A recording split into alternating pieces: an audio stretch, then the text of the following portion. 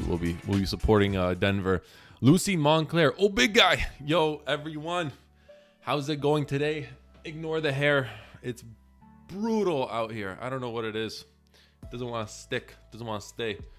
Cut my hair. I was trying to grow it out, and then I'm trying to grow it out, get that nice hockey flow going.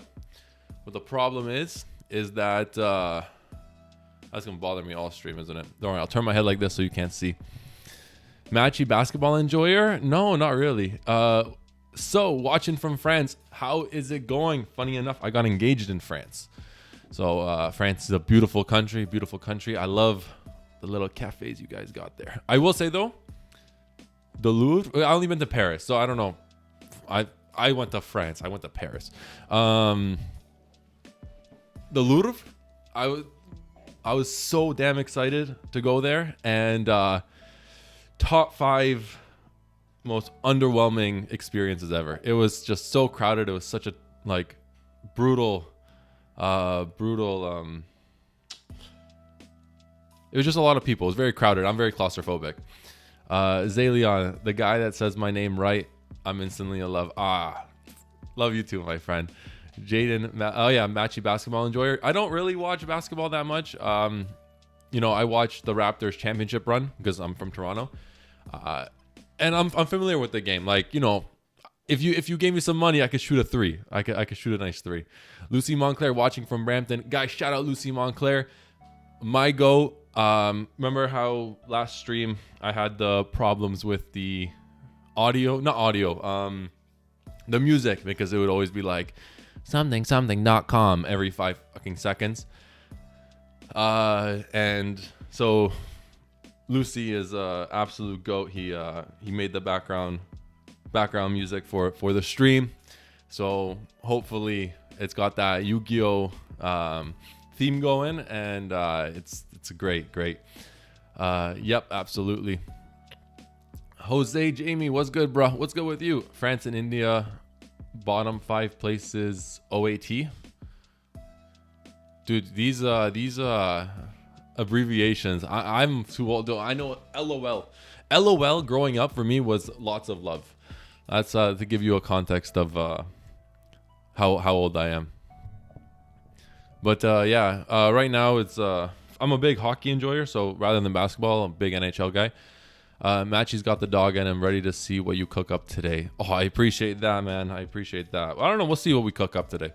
It'll be a lot of fun. Of all time. I've never been to India. Never been to India.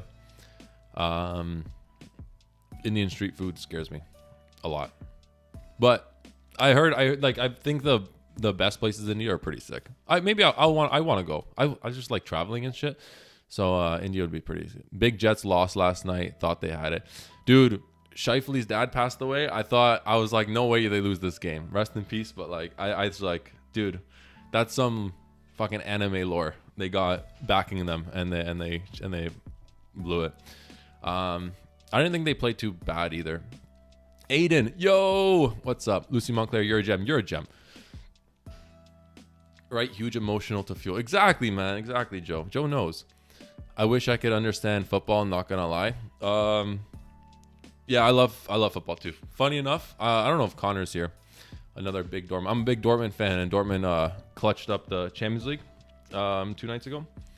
So that was fun. Or yeah, 2 nights ago or last night, I think. Clutched up the Champions League. So we finished top 4, so we'll play some Champions League soccer for Dortmund. Biggest choke artists in the world, though. I will say that. Anyways, how's everyone doing today? It's Sunday. Tomorrow is a long weekend for us here in Canada. And I might just get a pair of scissors right now and just fucking chop that right now. It's tough. Or maybe I'll get a hat halfway through the stream if it really bothers me. That's terrible. Yeah, and so what are we doing today on stream? We are going to be playing with the new support a little bit. We're going to be theory crafting with the new support. Show of hands, who likes it? Wish I could immigrate into Canada. It's going downhill. It's going downhill fast here in Canada. But I don't know. I'm trying to be optimistic. Let me see. Live. Oh, yes, sir. Peep the proxies though, eh?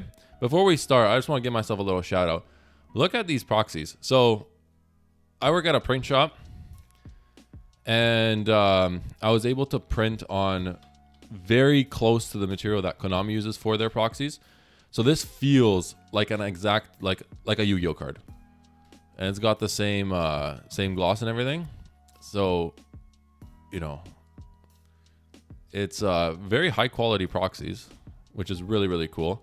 And it's awesome because I don't need to like do anything outside of like sleeving them extra to like make them seem like Yu-Gi-Oh cards. Like when in a sleeve, I don't think you'd be able to tell the difference if you closed your eyes, which is really awesome.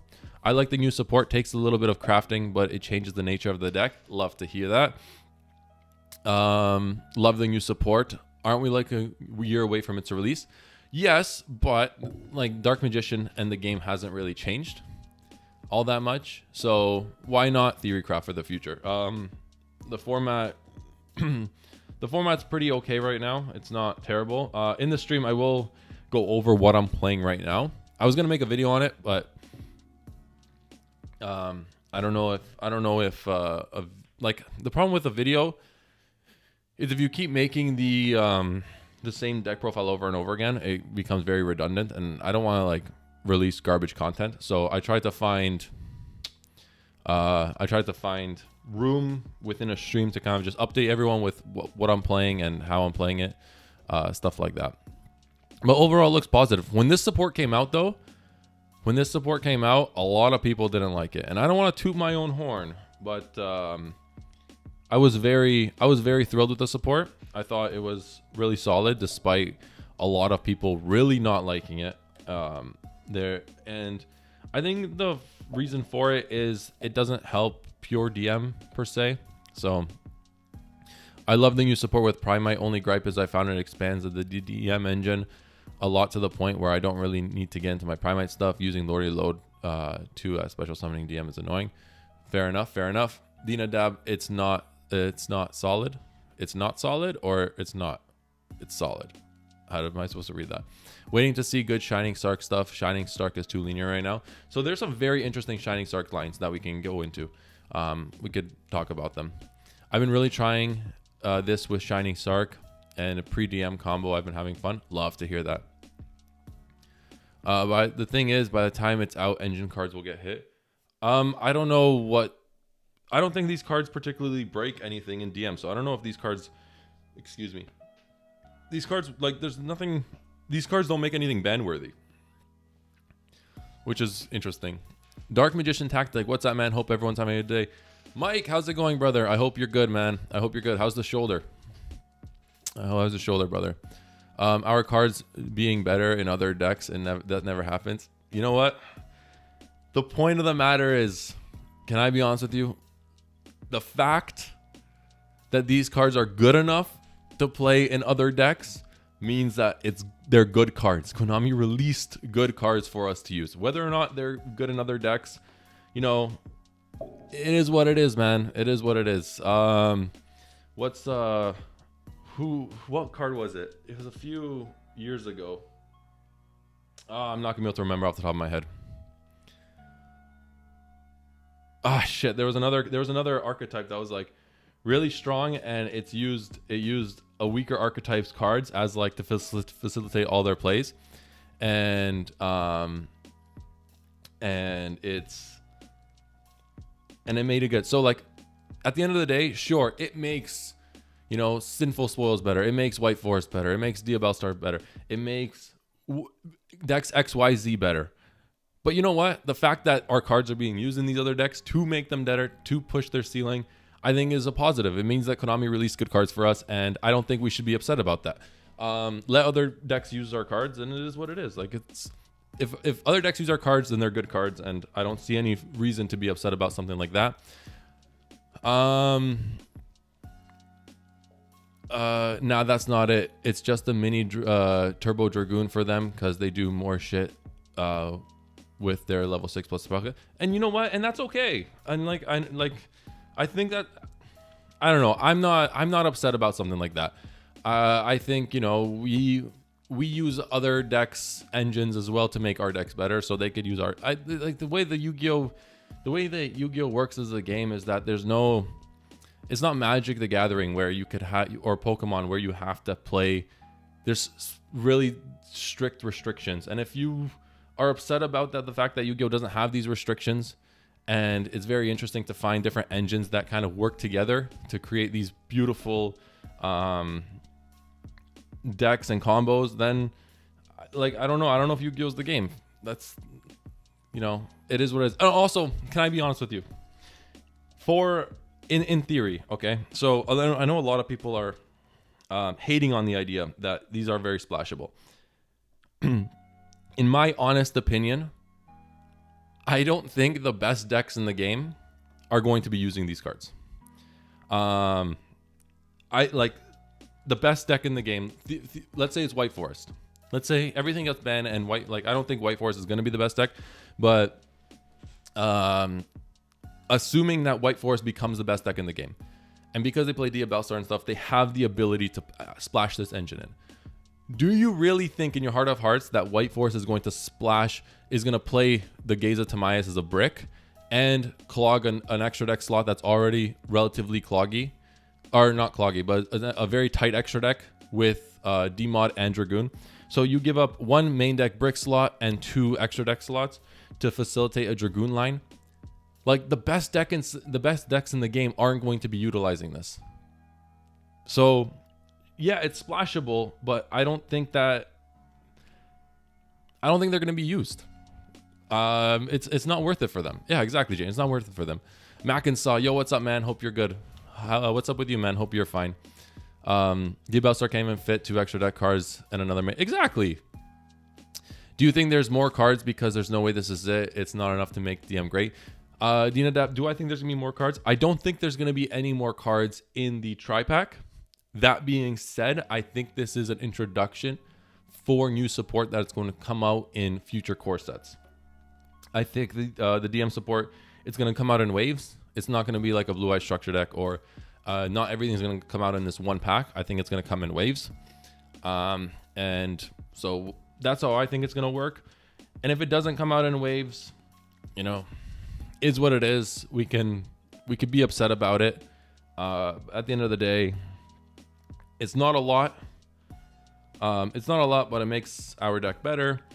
And if you think I'm drinking Konami Kool-Aid, so be it. I wish, you know, I'm trying to be a little bit more positive. If you're not happy with these takes, I'm sorry. I'm thrilled about them.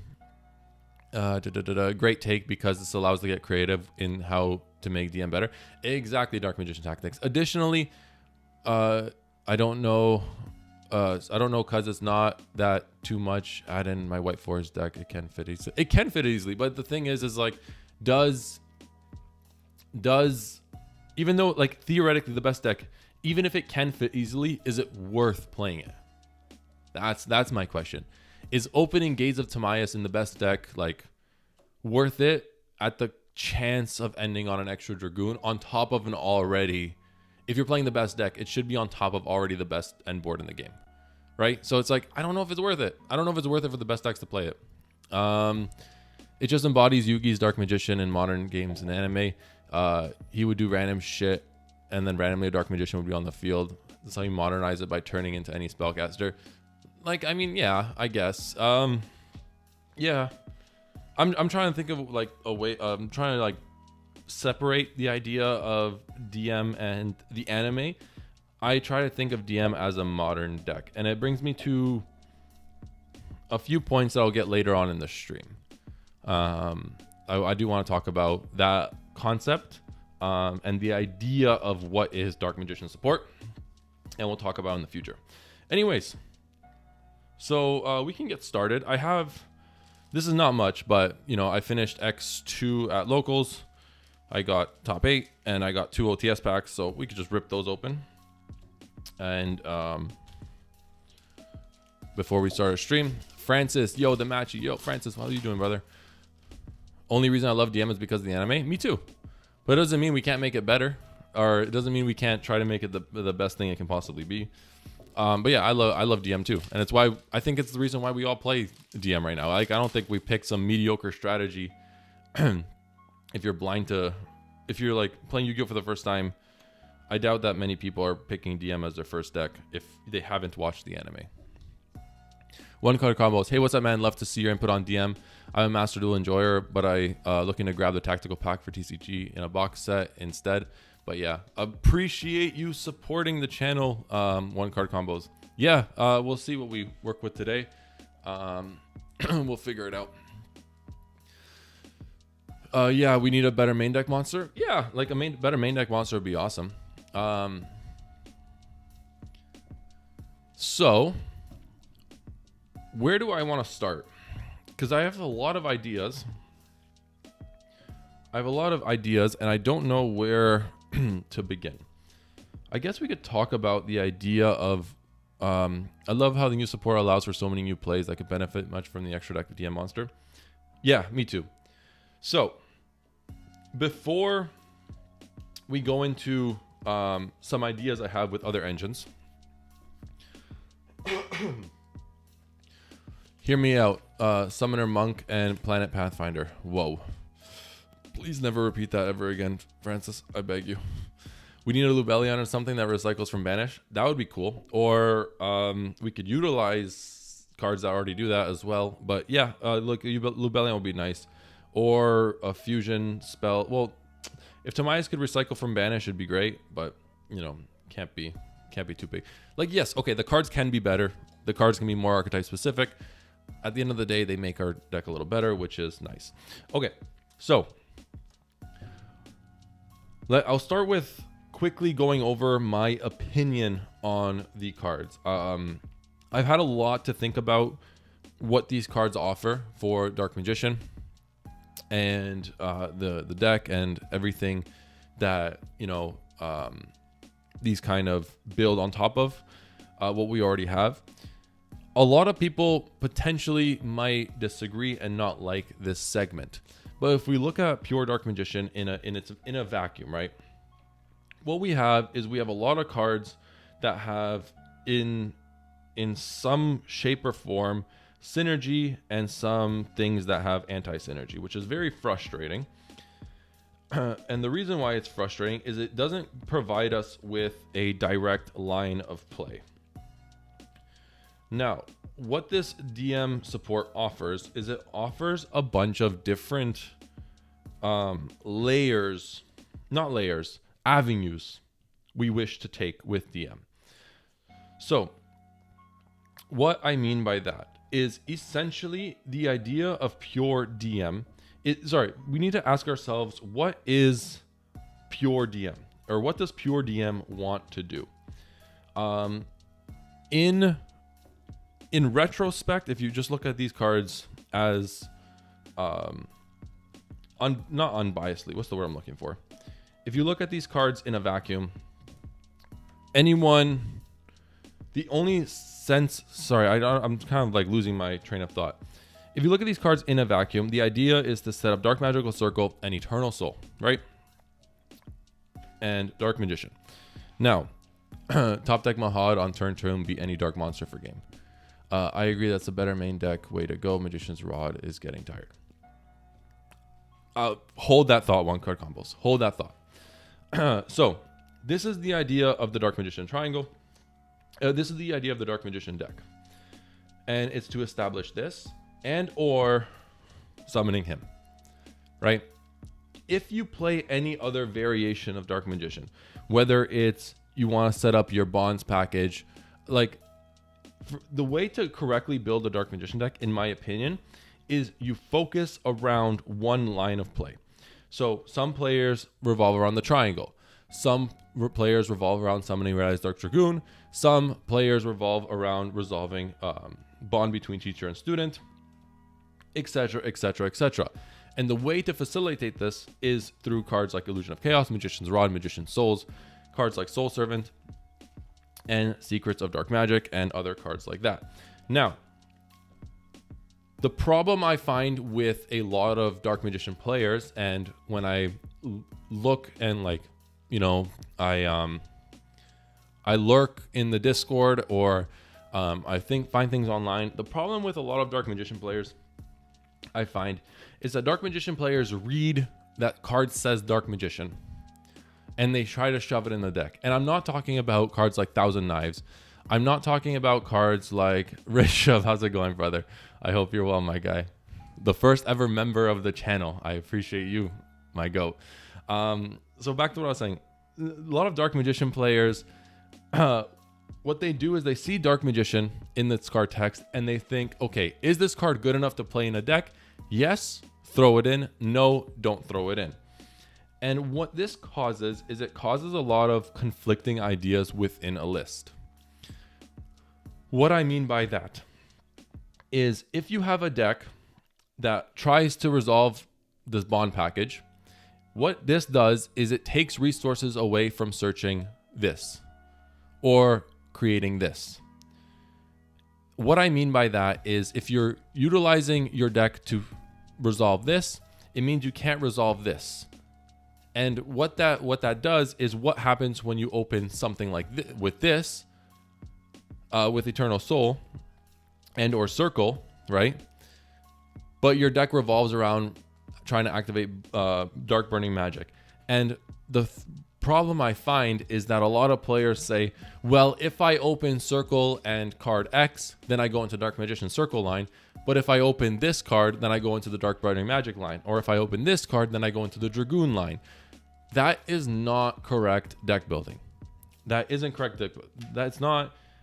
having the ability to be flexible within a list is one thing, but when you have a deck like Dark Magician where we only have a limited amount of access to our engine, whether it's through Magician Souls, whether it's through Dark Magician of Destruction, whether it's through Illusion of Chaos, Soul Servant, things like this, we have only so many limited avenues to push our game state forward. We can't be wasting them. We need it's so hard to word this in my head. I'm trying, sorry, give me a second to really think about how I want to dissect this. With only so many ways to approach a specific line of play, we can't afford to open cards that go against that line of play. And essentially what this means is it creates a very bricky strategy, and rather than investing a lot of resources into one line of play to make that one line of play as good as it possibly can be, we build our decks with 3 different avenues or 4 different avenues, and each one of those avenues ends significantly weaker because the rest of our deck doesn't complement that. And that's how a lot of pure Dark Magician lists are being built. Some like when you have, for example, Circle Eternal Soul, the Bonds package, a Dragoon Turbo package, Mausoleum of White with the Blue Eye Spirit Dragons, like all these convolute within each other.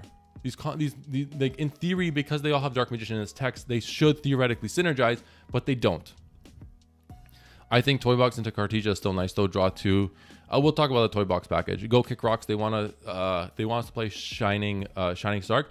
I don't think so. I think Shining Stark is a fantastic option. But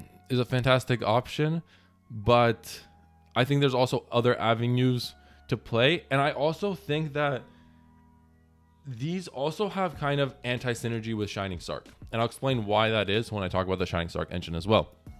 Tricks. Yo, Matt, I hope you're having a good day, bro. I hope you're having a great day too. Thanks for coming and hanging out.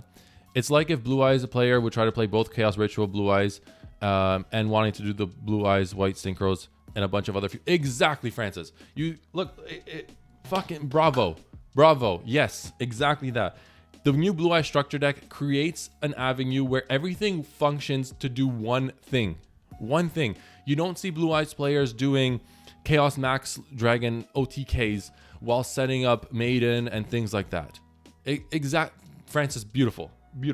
And what the problem with Dark Magician players is that we're trying to play Chaos Max, like Blue Eyes Chaos Max with the Ultimate Fusion line, throw in a Magia, and then we'll try to throw in a little bit of the Sage with Eyes of Blue and Maiden stuff with the True Light.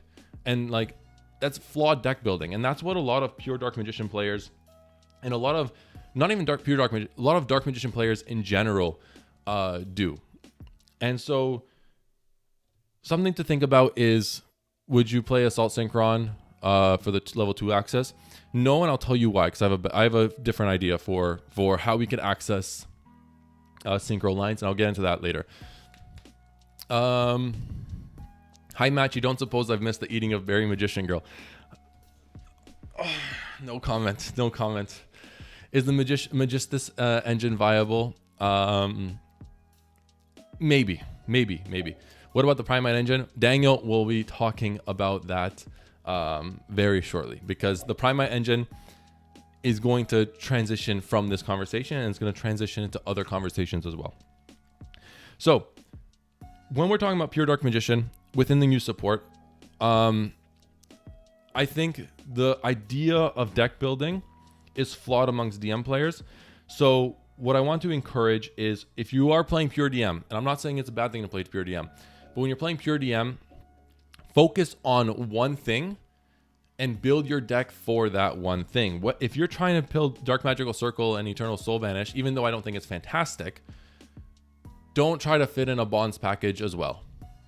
Don't try to fit in a Bonds package. Don't try to fit in the Blue Eye Spirit stuff. Don't try to fit in a Hieratic Seals line. You know, things like that. There's things to support and like help an engine, but when you start clogging an engine with other Dark Magician cards, we all know that Dark Magician cards have anti-synergy with each other. We all know that the people who designed the Dark Magical Circle and Eternal Soul Triangle, and the people who designed Dark Burning Magic, and the people who designed Red Eyes Dark Dragoon are all different people.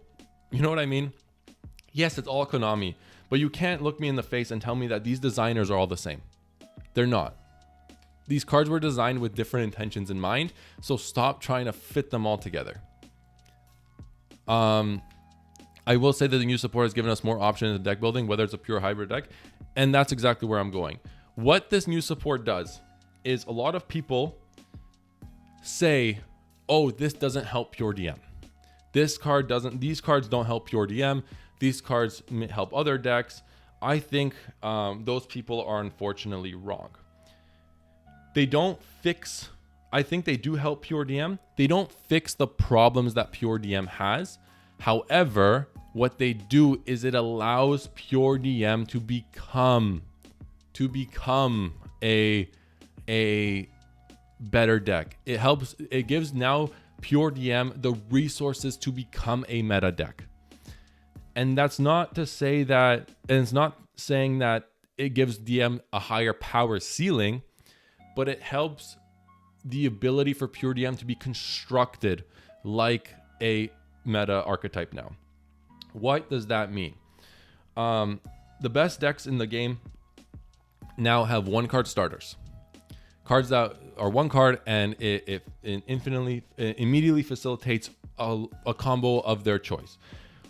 This card now allows us to have multiple 1-card starters. If we want to go into a Red Eyes Dark Dragoon line, we have cards like Preparation of Rites that now by itself allow us to go into Red Eyes Dark Dragoon off this card. If we want to go into the Dark Magical Circle line, this card immediately allows us to facilitate an avenue to it, because this card can search Rod or Soul Servant, and assuming you open this card with any other pieces, you immediately have that triangle ready to go. And however, what this card doesn't fix, and this is what I mean when I say it doesn't fix the problems with pure DM, it doesn't fix pure DM with how people want to build pure DM. This card by itself can't set up the triangle and can't set up bonds. This card by itself can't set up a Hieratic Seals plus the circle line. This by itself can't set up Circle and Dragoon, for example. It doesn't fix those problems, but what this card does help with is, hey, this card makes this line infinitely more accessible and less resistant to hand traps. It makes this line infinitely more accessible and less susceptible to hand traps. it makes this line incredibly more accessible and less to hand traps. You know what I mean? That's what these cards do when it comes to helping pure DM. The problem is that a lot of players have flawed ideologies when it comes to deck building, and they cram whatever is called Dark Magician and its card decks into a deck. And when they open, for example, Dark Burning Magic, Eternal Soul, Soul Servant,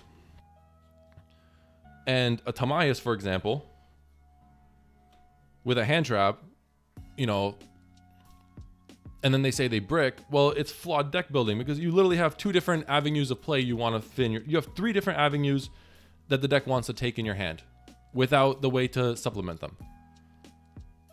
You know what I mean? DM searchers would be fine. The problem here is there's no really guard cards to search. Exactly, Miguel. Exactly. And like the problem with DM was never getting access to a card. The problem with DM was never, if my thing was, I wanted to set up Dark Burning Magic, or I wanted to find a way to get to this card, right? The problem was never getting to this card. The problem was always getting to this card, plus allowing me to summon, or was always getting to this card while getting this on board.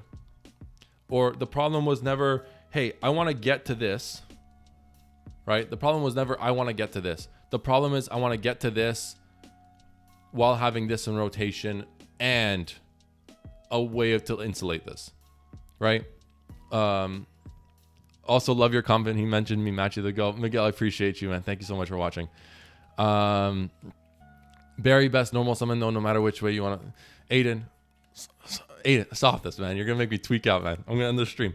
Only thing the new support does well is if we look at pure, getting the Triangle Dragoon is easily offered. Exactly, Rez. And that's what this does. It doesn't raise the ceiling of the dark magical the triangle, because the triangle will, no matter how consistently you get to this, the triangle will always be one revive and one banish. It doesn't raise that ceiling, but what it does do is it means that we could play this and play 3 hand traps in hand, and we can play a supplementary engine like a Fiendsmith that can help insulate that play, right? And that's what these cards are so damn good at. These cards do exactly what that tri-pack was advertised to do, to have meta relevance. It's not going to be a tier 0 deck. For DM to be a tier 0 deck, there needs to be a lot more work than just this. But what this does do is it creates that cluster mess that people create from pure DM, and it allows it to become or start forming like a meta deck.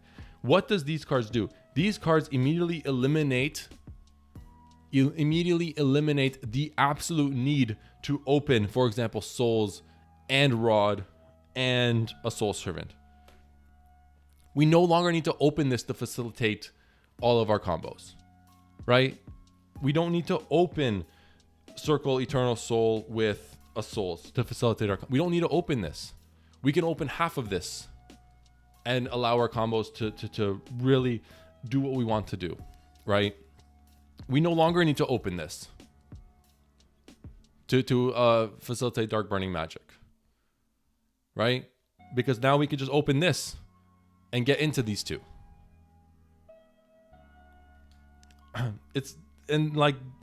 That's the idea when it comes to raising the ceiling of DM.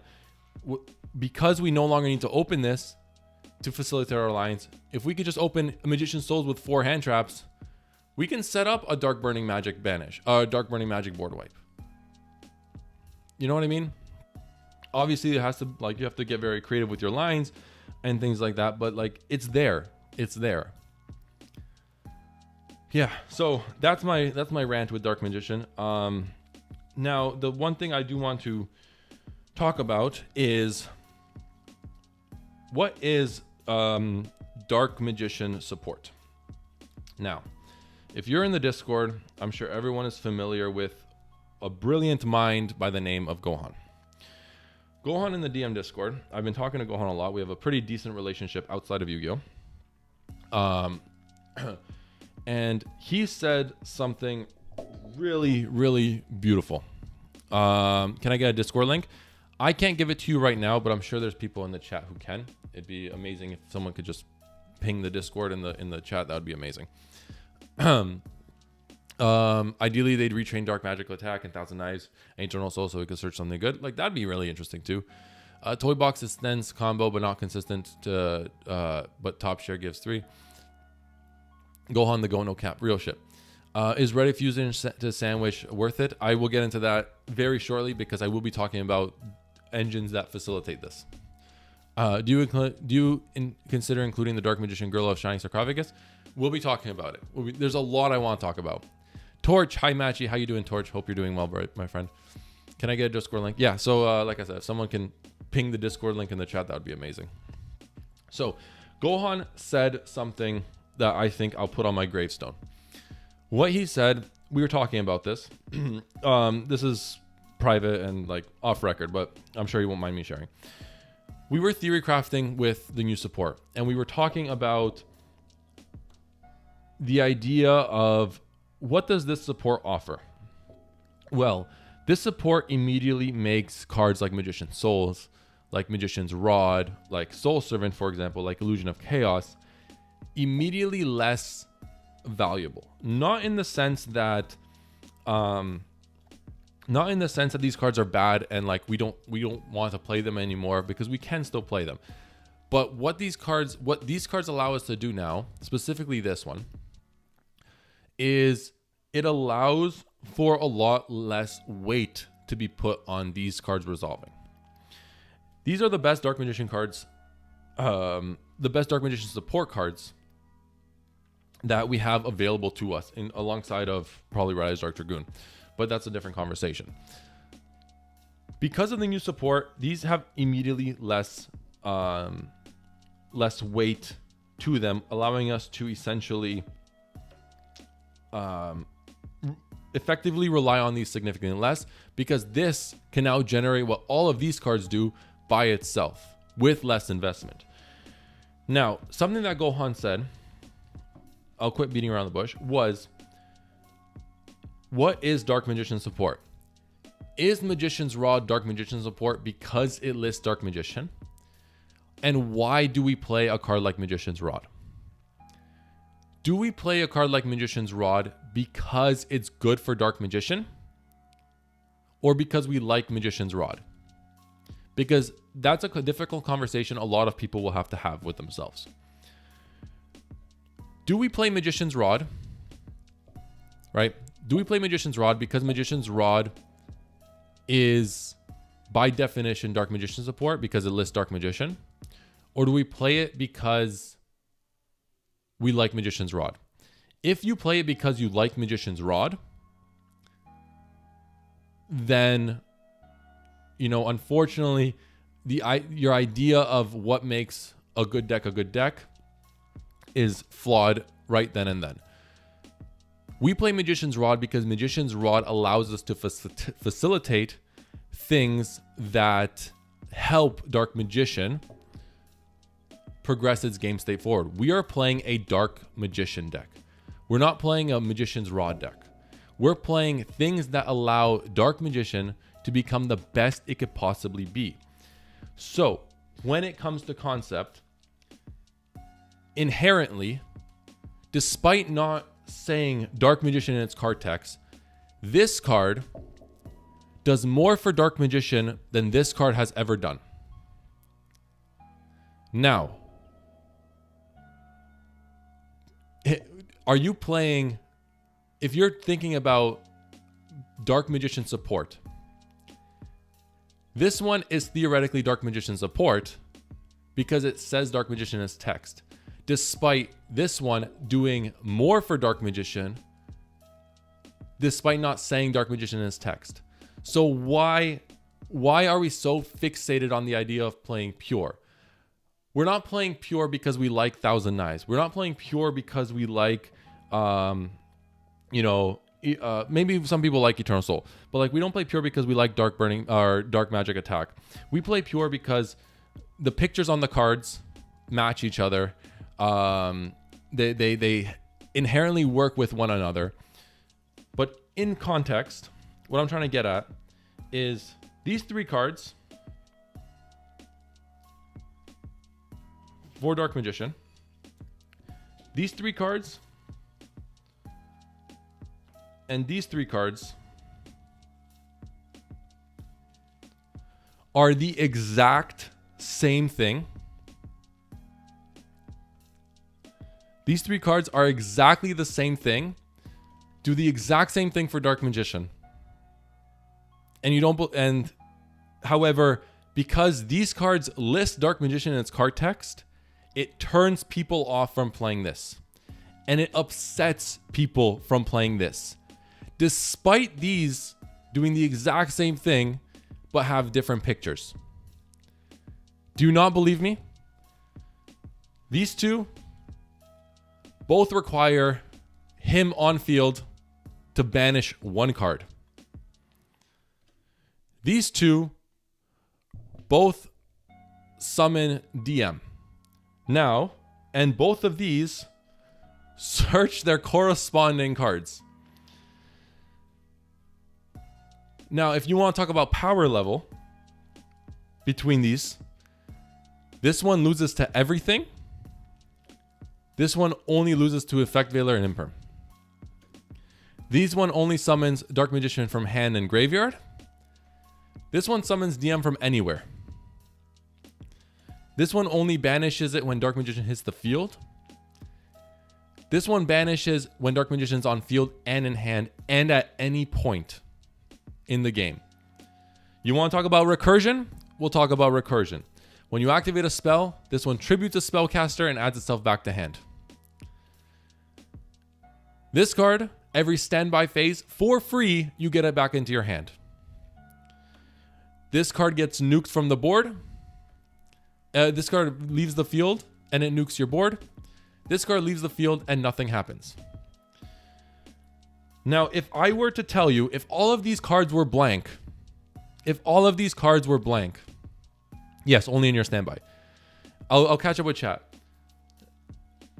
If all of these cards were blank and I said, pick one to play with Dark Magician, which one would you pick?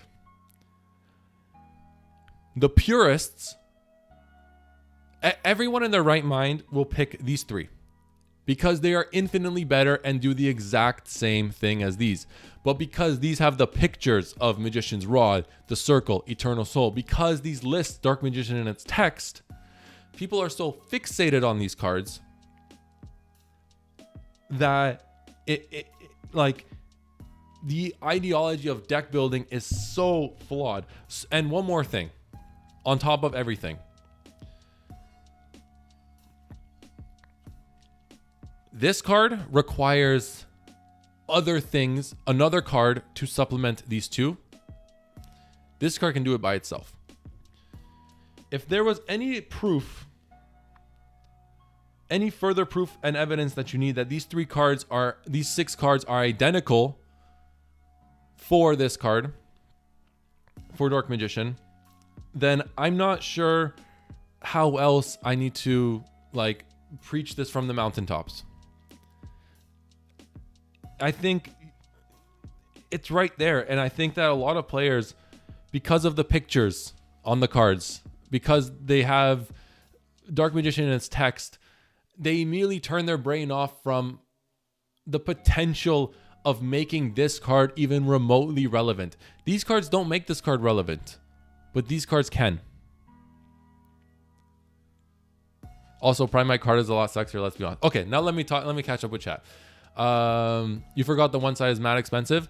Jordan, I don't want to be the bearer of bad news, but when these cards came out, Dark Magician's Circle was a $50 card, and you needed 3 of them. Magician's Navigation was a $40 card. Magician's Souls was a $150 card. For Dark Magician players, I don't want to hear the deck being expensive, the deck not being expensive. That's not a shot at you, because I understand that, you know, people have a budget and people don't want to like invest in the game. I don't think that's not a Dark Magician problem. That's not a you problem. It's not a me problem. That's a Konami issue. That's the way their business model works. It's incredibly flawed and it sucks. But the Dark Magician, Soul Servant at one point was a $90 ultra rare. For 2 years. Like, if we want to play this deck at the highest level, unfortunately, there's a pay discrepancy. There's a cost discrepancy between the best decks in the game. At one point, like, also, yeah, these cards were so dirt cheap on release.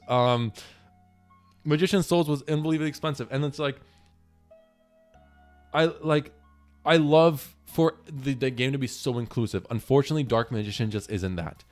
It's an anime favorite deck. If these cards come out as secret rares, I will throw my life savings that these are for sure above $50, and this is a three digit card. At minimum. I really feel I feel bad for players who want to play Dark Magician. However, I feel like the argument of money and differentiating the two, that's not an argument to be had, unfortunately. Am I late? No, you're not late, Sync. So it's like it's unfortunate that it is what it is. That's the unfortunate aspect of the game. I've heard Christian says, I've heard stupid arguments too, like, but what's the point of playing a DM deck if it's not pure? Yeah, like, I feel like those praying it's a starlight, chill, Rishabh. Like, yeah, I mean, if you want to play pure DM because you like the pictures, you like the way that, you harness your inner Yu-Gi-Moto. First of all, if you want to play Yu-Gi-Moto, go play Shining Sarcophagus, because never in my life have I ever seen Yu-Gi-Moto resolve a Magician Souls. And if you want to play pure, I think go play Shining Sarcophagus. You play all the Yu-Gi cards, and it's a good deck. If you want to play pure because you like Dark Magician, you want to resolve if you want to go against what I said at the start of the stream, where if you want to resolve bonds between teacher and students, plus a Dragoon, plus a Dragon Knight, plus Eternal Soul Circle, and flawed your deck building and your deck theory, by all means, go ahead. Unfortunately, if you want to win at any sort of event, you're not going to be able to. My channel was never designed to help make, people who want to play pure DM happy. If you ever clicked on my channel and saw that I preached, hey, the idea of Circle the Eternal Soul could potentially be utilized at the highest level, like, I'd be lying to you, and I don't want to be lying to you. I never, the one thing I pride myself on is trying to be as 100% honest as humanly possible. LOL, I heard go play Shining Sark, and I was like, dang, why is he mad at me? No, I'm saying, if people are fans of Yu-Gi-Moto and they want to harness their inner Yu-Gi-Moto, go play Shining Sarcophagus, because it's a better deck. It's a deck that's going to make you feel like Yu-Gi, and it's going to propel you in you're going to get a much higher win percentage than you ever would if you play pure DM. DM is inherently an engine deck like Fiendsmith. Yu-Gi uses engine. Yu-Gi aside, but Zaleon, preach. DM is an engine. It's an engine.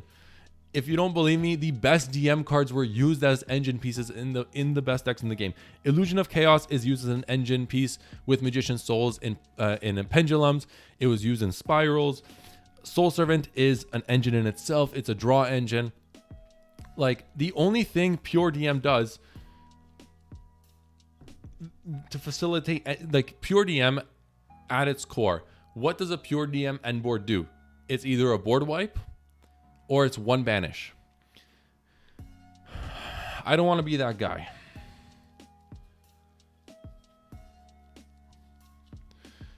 This is a pure DM end board.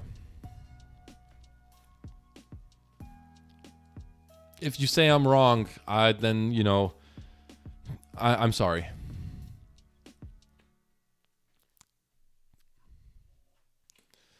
Or a boss that wins game. Yeah, Dragoon. That's not fair. Oh, that's jokes. Sorry, I just got here. If this was already said, do you think the problem with Circle Soul is that none of them start by 1-card combos and basically have to play all at 3? Yes, but we had that conversation, but we had a significantly more layered version of that conversation. But to summarize it in 2 words, yeah, that's pretty much it. Click 66. That's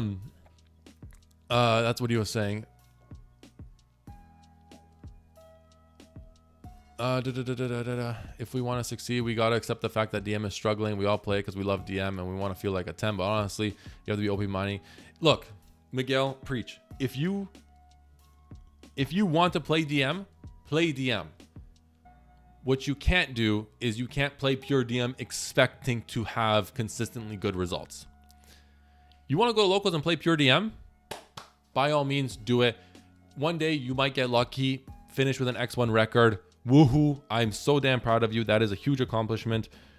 You know, you'll be able to open Fulolos, or you don't get drolled, or you don't get ashed all day. You're able to resolve your circle. Bravo. You go X1. Amazing. Pure DM finish, X1 at locals. That's not going to happen consistently. If you want to have the feeling of playing DM and utilizing DM, play what DM is best at and supplement it with something else at the cost. And that's going to help you. Sure, you might still not win as much as a Ryzeal deck or a Malice deck or Mitsurugi deck. You might not win as much, but you'll win a lot more than you would with Pure. And, you know, it is what it is. I've tried every combination of deck possible since Prisma lines. This is the best support we ever got. So I 100% agree. Also, like you said, Yugi never resolved the Magician's Souls. Exactly. Like, I mean, is there much else? Is there much else to it? Like, Yugi never resolved the Magician's Souls. I've never seen, you know, a Soul Servant ever. Secrets of Soul Servant has never been used in the anime. Like, if you want to play a Yugi deck, Shining Sark has gadgets. He used gadgets. He used Gandora. He used DMG. He used DM. He used Marshmallow. Like, you want to play a modern Yugi deck, do that, man. I think there's gonna be one more support card. What do you think it would do? I think there's gonna be more than one, but I don't think it's gonna come out in that tri-pack. I think it's gonna be coming out in waves. Good thing Circle always hits. Damn right, Kaiser. I think if there's one more DM card that ties everything together, and I'm not saying what we already have, I'm saying what we just got. I'm assuming the new DM card, the new support card, is going to tie in with something like this. What I think it will do is it will be a...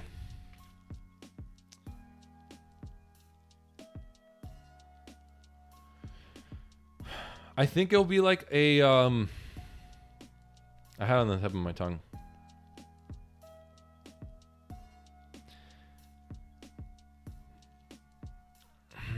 Let me think. Like, I'm thinking off the top of my head, I think what it will do is what this support allows is this support essentially means that Magician's Souls has an avenue to get into this support, right? This support was built for Magician's Souls to get an avenue. If we don't get another normal summon, I think the avenue is going to be a Magician's Rod way to get into the support. And what I mean by that, I think it's going to be something like a Link 1. So in theory, what I think it will be something like this. It will be a Link 1 Palladium monster that searches a spell. So you go normal Rod, you would grab whatever, a spell, say Circle. You link off into Palladium, a Palladium monster that gets you any Dark Magician card, like a Dark Magician monster. So it'd be like normal Rod would grab you your Soul Servant. You link off into this hypothetical Palladium Link 1. The Palladium Link 1 will grab you a monster card.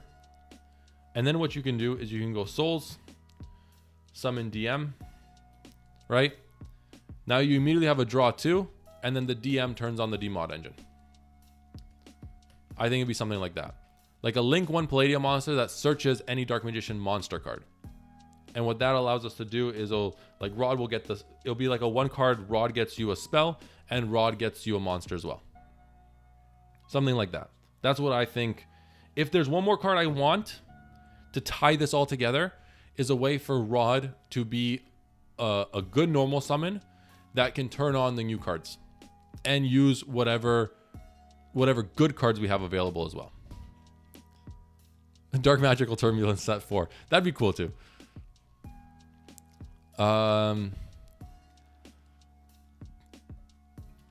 Yeah, but Rod doesn't need to grab a spell that can get us any DM monster if Rod can grab us a Link 1 that can get us any DM monster. Because it could also be a situation where we can turn Magician Souls into that same Link 1, right? That gets us a Dark Magician monster. That gets us Rod, which turns on the engine either way. So it makes both of these cards a 1-card starter. You know what I mean? Like a Link 1 that says...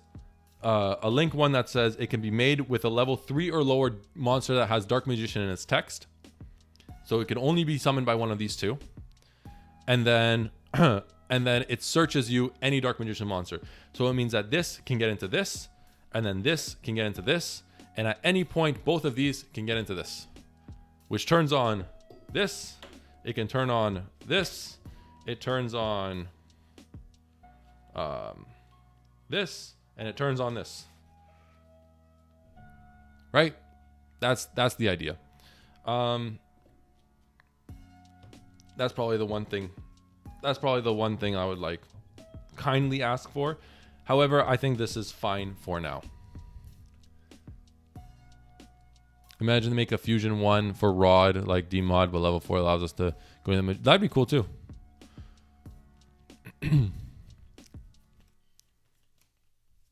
My dream card is a Link 1 or monster that destroys a card that mentions DM from field or deck, making navigation more hard. That'd be cool too. Hear me out, DM trap monster. That'd be cool too. I don't know how good that would be, but like if you have it with Silhouette Rabbit and you could like stack those on top of each other, that'd be cool. But the DM trap monster needs to do something, right? I know this is more of a discussion. This isn't really testing, but I want to go into some testing also. So I'll probably transition into that slowly. I agree. A Link 1 that says any advanced... yeah, Marcus, I think I agree. Sky X10. What is that? 8. Sky X. Sky 8. Oh, wait. It scrolls up. People are too fast. I can't keep up with chat. Hear me out. A ritual summon from the banishment spell card. DM was banished from the Shadow Realm and came back into chaos. That'd be cool. Like that'd be an interesting thing. Of which spellcaster are we playing to top of DM? Playing on top of DM? I'm sorry, I don't really know what that means. Maybe a Primite DM with the new support could work with the DR engine, and maybe some ritual stuff. So Vermilion 768, like that would be interesting. The problem with that, and I feel like a lot of players are thinking about the new support incorrectly, and I'll explain why that is. And that's not to say your comment was bad, because I think it's I love Nadir. Nadir was one of my favorite ways to play the deck. I feel like the flawed thinking is a lot of players are thinking of engines when it comes to the new support is how can I fit engine X to make this support better? And what they don't think, they always think about the ceiling of the deck and like what can the deck generate. A huge culprit of this is your, if I could find these cards. A huge culprit of this idea has been the Toy Box engine. And what the Toy Box engine essentially has done to people's ideas of the deck. I was a huge advocate for the Toy Box engine. It's still one of my favorite ways to play the game. However, the game has evolved past this engine relatively rapidly. I feel like we didn't have enough time to truly appreciate this engine. The reason why people love this engine is the sheer dopamine rush you get when you resolve Magician Souls and Toy Box. The amount of value and advantage and bodies and the amazing end boards you can generate off Magician Souls and Toy Box is truly remarkable, and it's the best DM has ever felt from a combo perspective. By the way, to those purists who love this card because it fits a Yugi theme, if this card had a different picture, I think that a lot of players would have a different opinion. Like the purists would have a different opinion if these cards had a different picture. But because they fit a Yugi theme, you know, it's all good in pure DM. Anyways, I digress. So what these cards offered was an amazing way to play a combo variant of Dark Magician. The problem is that the game has evolved to a point where these cards are unfortunately very bad. Why is that? These cards lose to every single Mulchummy. These cards lose to Ash, Imperm, Droll. I lied, not Ash and Imperm. They do not lose to Ash and Imperm. I will die on that hill. They do not lose to Ash and Imperm. They lose to every Mulchummy. They lose to Shifter. They lose to Bestials. They lose to anything, anytime this engine goes second, it loses, unfortunately. With the way the game has progressed, with the Mulchummies coming out, with how layered these end boards are for the best decks, these cards are unfortunately very poor right now. If you are playing blind test hands by yourself, these cards in theory are truly remarkable. Because the stuff they do is something that DM has never had the ability to do, which is combo. The unfortunate part is that playing Yu-Gi-Oh! Is never sitting at home playing solitaire by yourself. You have an opponent who is able to interact with you.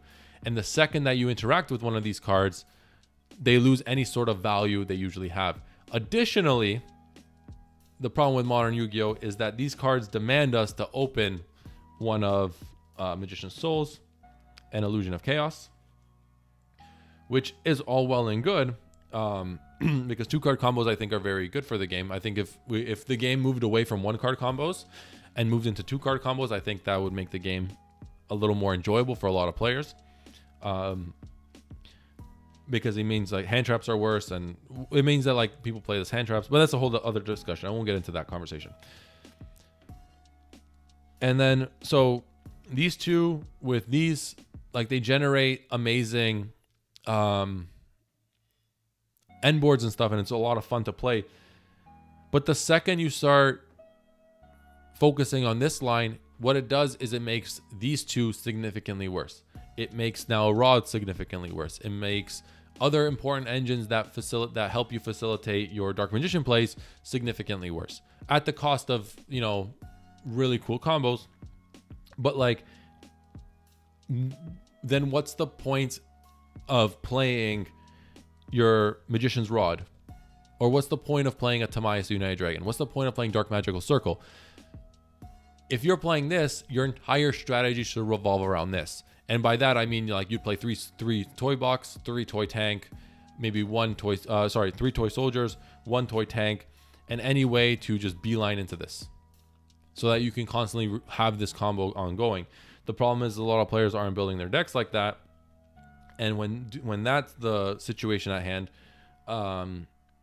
you play into a very difficult problem when it comes into actually versing an opponent. So back to my comment, you want the support to be direct. So back to my other comment, you want the new support to be directly to your deck. Yeah, I do. Like, you know, I would like these to be exclusively to Dark Magician, but they're not. So I'm not going to, you know, be upset about it. At the end of the day, they make our deck better, so I'm happy about that. But do I wish these cards were a little more less generic? Yes, I do wish they were less generic, but it is what it is. Magic Karibo is cute. That's all. Pretty bad card. Very bad card. Mr. Ramka AG. OMG, you're finally live when I'm awake. I'm appreciate that you're here, my friend. Thank you. We need DM hand traps, like how Valor is Blue Eyes hand trap unofficial. So Daniel, can I be honest with you? My dream hand trap, if I don't get any other support for an engine, my dream hand trap is I'll show you right now. This one might be a little too generic, but if they can find a way to restrict this a little bit. Give me this, but for DM. Please. Please. Imagine if this was the Magic Karibo one. So you'd go like, you have Magic Karibo in hand. Your opponent activates a monster effect. You go Magic Karibo. You like discard Magic Karibo. And then you would summon DM from deck. And then this would negate the card activation. Like that would be so cool, right? And then it'd be like, we do a cool thing where it's like, at the end of the end phase, this can get sent to the graveyard. But like, imagine if you opened, say, your Magic Karibo hand trap, and your opponent goes Mulchummy Fularos in draw phase. You'd go, cool, change Magic Karibo, summon DM, and negate your Fularos, and now you have DM on board to start your turn. And like, they don't have access to Fularos. Like that would be my dream DM hand trap support. I understand in theory that sounds awesome, but Life Twins literally got support card that does this and only played at one. It's called Life Twin Leela Sweet. What the like this gimmick? How it's like a Magic Karibo that discards and summons and negates something. Like yeah, I'm not saying that it would. I'm just thinking it's cool. It'd be nice to have like an archetype of hand trap. That's all. It'd be like, imagine like, it'd be like maybe it could be played at one. Imagine if it was played at one. But like in the end phase, if you haven't utilized Illusion of Chaos, you can just go Illusion of Chaos, grab your Magic Karibo or your Magic Karibo hand trap, and then off you go. And you're like insulated from something. Or to start your turn, if you search this to just insulate your combos a little bit, if you opened everything else, that'd be cool. That's kind of just my little copium. Marcus says it's only played at one. It might be only played at one in practice, but like it's still interesting to like think about. Anyways, so what was I going? Oh yeah, this whole live stream. The point of this live. Hold on, let me just open a window real quick.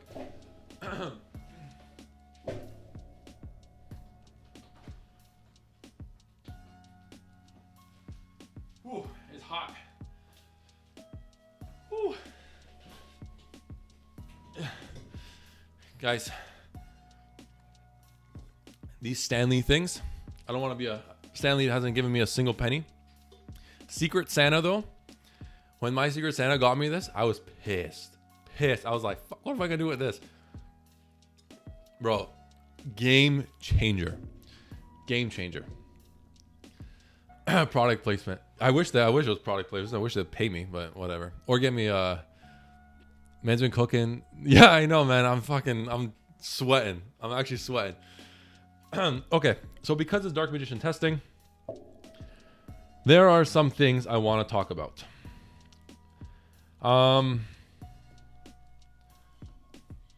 Okay, where do I want to start?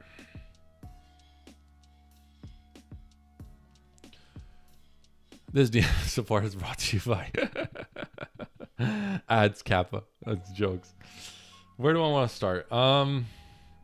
We can start with Primite. Let's start with the Diabellstar stuff.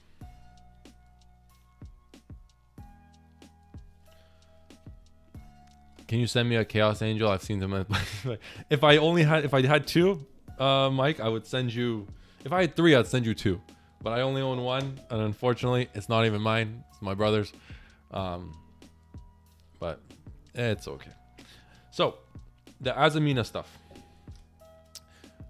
Why is this package so good? I'm sure everyone... This card is Deception, by the way. And I should be playing 3 Witch. And 1 Vengeance. A lot of players that I've spoken to really don't like Vengeance. Can you send me all your Starlight Dragoons? I only have 2. How about DM, Primite, Diabell, Azamina, White Forest with the new support? You'll look at Dark Magician Tactics in the chat. Yeah, he's been here. Start with what you're playing, please. Oh, what I'm playing, please. Okay, that's fine. We'll do that. So what I'm playing let's do a quick deck profile. Let's do a quick deck profile of what I'm playing in real life right now. So what I'm playing is we are playing 2 Dark Magicians. I wanted to play 1, but I cut the regain package. And I'm playing 2 because of a card I'm later going into in a bit, where this card needs to be essentially in deck. And I think you know exactly where I'm going with this. So we then play your... I wish I was a little more organized for this. Let me just... I don't want to... Oh, and then we play the 1 copy of Palladium Oracle Mahad. The reason for this, it's a light. I was playing with mana. I think mana is better in theory. However, in practice, Mahad is just like, it's decent. The reason why Mahad is okay is because it has, even though it's insanely niche, but a full power Chaos Angel is pretty decent, and Mahad and Magician's Rod does that. So I think mana is like better in theory, but in practice, I found myself enjoying Mahad a little bit more. We play 3 copies of Magician's Souls. We play 3 copies of Illusion of Chaos. And we play 1 copy of Magician's Rod.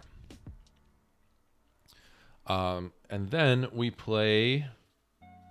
I don't remember if I had this in, because I've been mixing up everything, but I believe we played 1 copy of Timaeus. This I'm not sure about. This I'm not sure about. And then we played that, and then we played 1, 2. Yeah. So this is it for the Dark Magician engine. Then we play the 2 copies of Soul Servant, 1 Secrets. And to round off the honorary Dark Magician card, we play the 1 Mausoleum of White. So yeah, the Mausoleum of White is because we are playing the Link 1 Blue Eyes package, which is really interesting, really good. This is all you need. With the new support, this probably changes drastically, but I also don't want to be like, with the new support, I just like theorizing different lines and where's the new spell. This is like, we're moving away from the DM support just for a few minutes. I just want to talk about what I'm playing at the very moment at your local. So like, a lot of people have been asking the idea of if they're going to locals tomorrow or whatever, they want a list. So this is kind of what I'm just quickly going over, and then we'll go back to the DM support, the new DM support, and talk about some theory. I don't want to be doing deck profiles with the new DM support only because we don't know what's going to be relevant at the time of them coming out. I don't know what the best deck is going to be, what new engines are going to be coming out, things like that. I go to @MatchyWatchio's locals. I saw him break Raizio board with this list. Did you? I don't know if I broke a Raizio board with this list. I'm not going to lie to you. Guys, Rishab's lying. Don't listen to Rishabh. He's just being nice. He cooks me every time. So that's it for the DM stuff. We are then playing 3 copies of Primite Dragon Aether Barrel. We are playing 3 copies of Primite Lordy Load.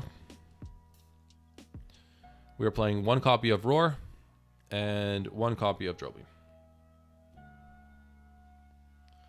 So that's it for the Primite package. I might up Roar to 2 because seeing Roar doesn't suck. Seeing Roar really doesn't suck. And the idea, and playing 2 DMs is because we are playing the 1 Roar. If we don't, anyway, Matchy, we gotta run back sometime. Not now, my PC imploded. Oh, dude, Torch, I'm so sorry, man. Roar is just Itelli with a Nutty Graveyard effect. Yeah, like Roar feels very good. Roar feels very good. Additionally, there's really interesting applications where if you normal Aether Barrel, you can pitch the DM to grave, turning on your whole DM engine, right? Allowing you to search one of these additionally. But like if you open one of these already, you just like to have the extra short search target off Roar. So, and getting this off board is relatively easy which makes Roar live. It's pretty good. So to round off the Primite package, we are playing one Fallen of Albaz. I'll explain why that is with the extra deck, but if you've seen my videos, you know why this card is so broken. This is the reason why I like the idea of playing one DM, is because this card allows us to recycle it if it does get banished. So, you know, that's that. And then we play, so that's 1, 2, 3, 4, 5, 6, 7, 8, 9, 10, 11, 12, 13, 14, 15, 16, 17, 18, 19, 20, 21, 22, 23, 24. That's 24. And then I played the, where is it?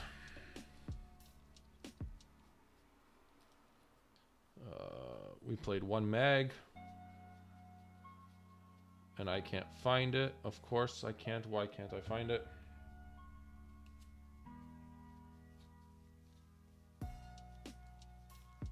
One Druis. So that's 1, 2, 3, 4, 5, 6, 7, 8, 9, 10, 11, 12, 27. And then we played 28, 29.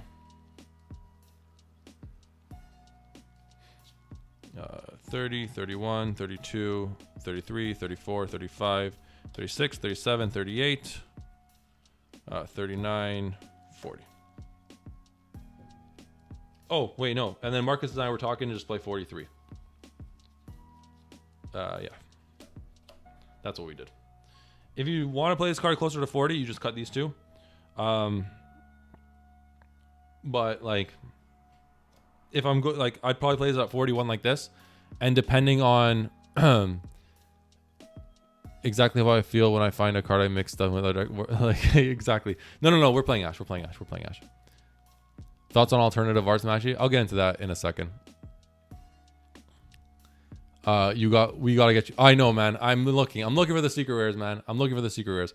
Do you really need 3 souls? Yes, and I'll explain why you need 3 souls. Souls is one of the most important cards in the deck. Yeah, so this is 41, which is like how I play it at locals. And then, oh, you kept get. I know. We talked about trading in for imperms. I just haven't had enough time to test the imperms, so I don't want to provide an untested opinion. I know I've tested these two, and they work good enough to the point where I could share it. But yeah, Marcus is right. If you want, you can play the imperms instead of these two, and you just up the cards to 42, which is probably like a little better. You could also cut like a Souls and an IOC, or you can cut the 1 DM, which is also interesting. But yeah, no Dominus Impulse. Unfortunately, we can't play it. Yeah. So that's the only reason, Marcus. I'm only playing these to showcase it now, because I haven't really tested it with the imperms. In theory, the imperms are fine. Like, if you want, you could even cut the mag and the Druis. They're not mandatory. They're just another extra layer of interruptions. But that's kind of you do you, boo.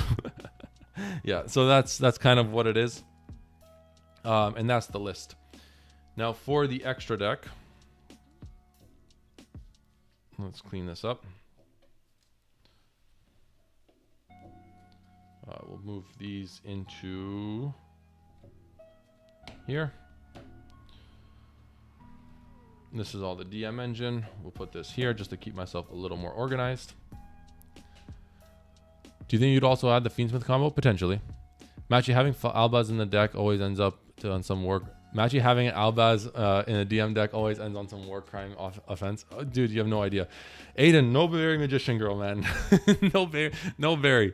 For the extra deck, we are playing 2 Dragoons. We are playing the 1 Guardian Chimera.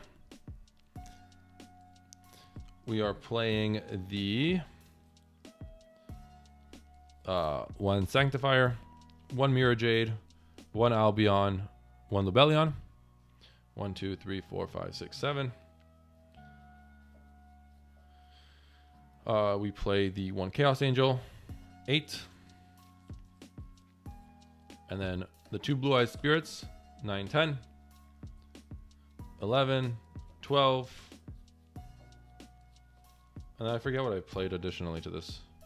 Oh, I know what I did. In the side deck, I played Ultimate Slayer. So my last 3 slots were Ultimate Slayer targets. But I probably... Lancia is in the side deck, yes. So, so this is kind of the only extra deck you really need. Because in the side, at my last event, I was playing Ultimate Slayer. And then Marcus quickly yelled at me saying, dude, what the fuck are you doing? And it made me really sad. No, I'm joking, Marcus, don't worry.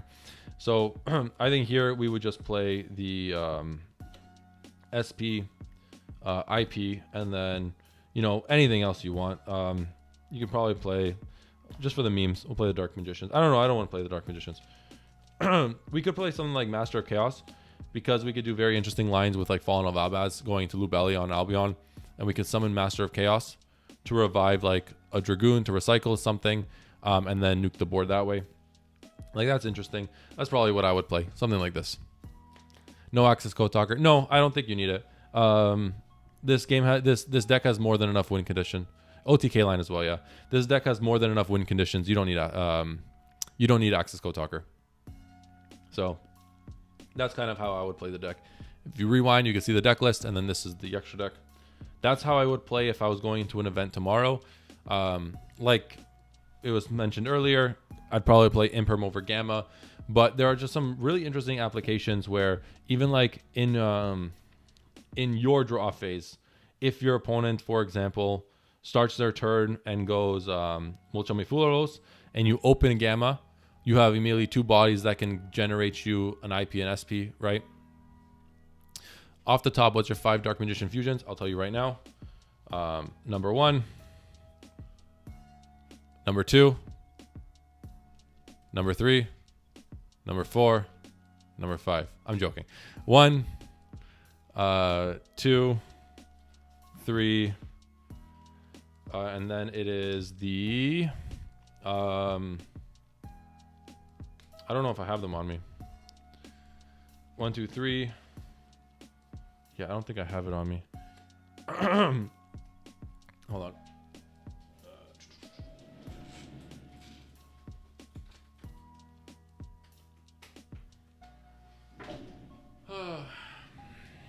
Maybe I have it in here. I know I could just say it, but what fun is that? Guys, this is all my pure Dark Magician cards. Oh, and then it's this guy.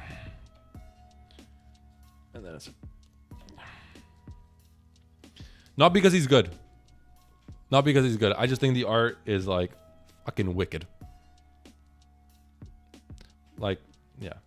But to use, it's like these 3 and then end of list. And then like I'd probably go like Dragoon as 1, 2, and 3, and then 4, 5. Probably how I would set up my top 5. But if I had to like just cool looking cards, I think these 2 are pretty dope.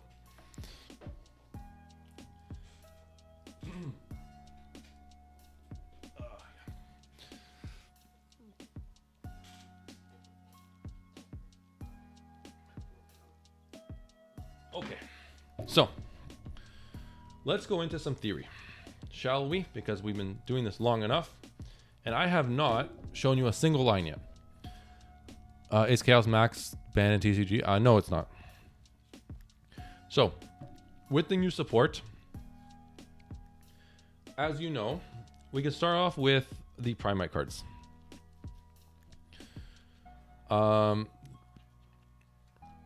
What does 1 Ether Barrel do for us? Because we want to mix in the DM stuff, right? Is it possible to abuse it with DMod? What is? Tinfoil has time. Well, your version of Dark Magician, Master of Chaos is... Yes.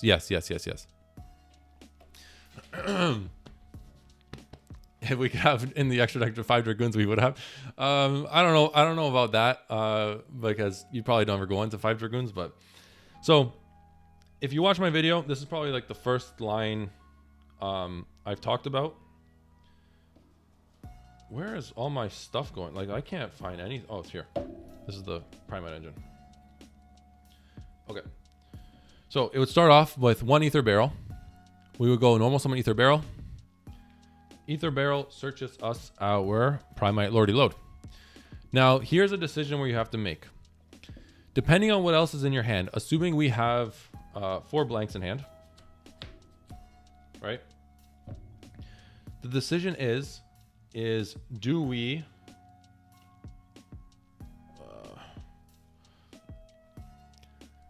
do we go into drill beam? Have you tried making Magician of Dark Illusion work? Is that the like alternative Dark Magician where he was like in the is the one with like the trap card activates and he summons himself type of thing? You think so? Yeah, Sky 8. There's a line where you could actually summon Illusion of Chaos. And I'll explain. And the reason why I like Illusion of Chaos is because Illusion of Chaos grabs us access to DM turning on Drill Beam, which is really interesting. So Ether Barrel summons itself, sets Primite Lordy Load. Depending on what's in hand, we have a decision to make either a Drill Beam line or go into the Dark Magician of Chaos line. So for the concept of this, we'll go into Dark Magician of Chaos. So we'll activate the Ether Barrel Dragon, pitching it to the graveyard, sending Dark Magician to the graveyard. All right.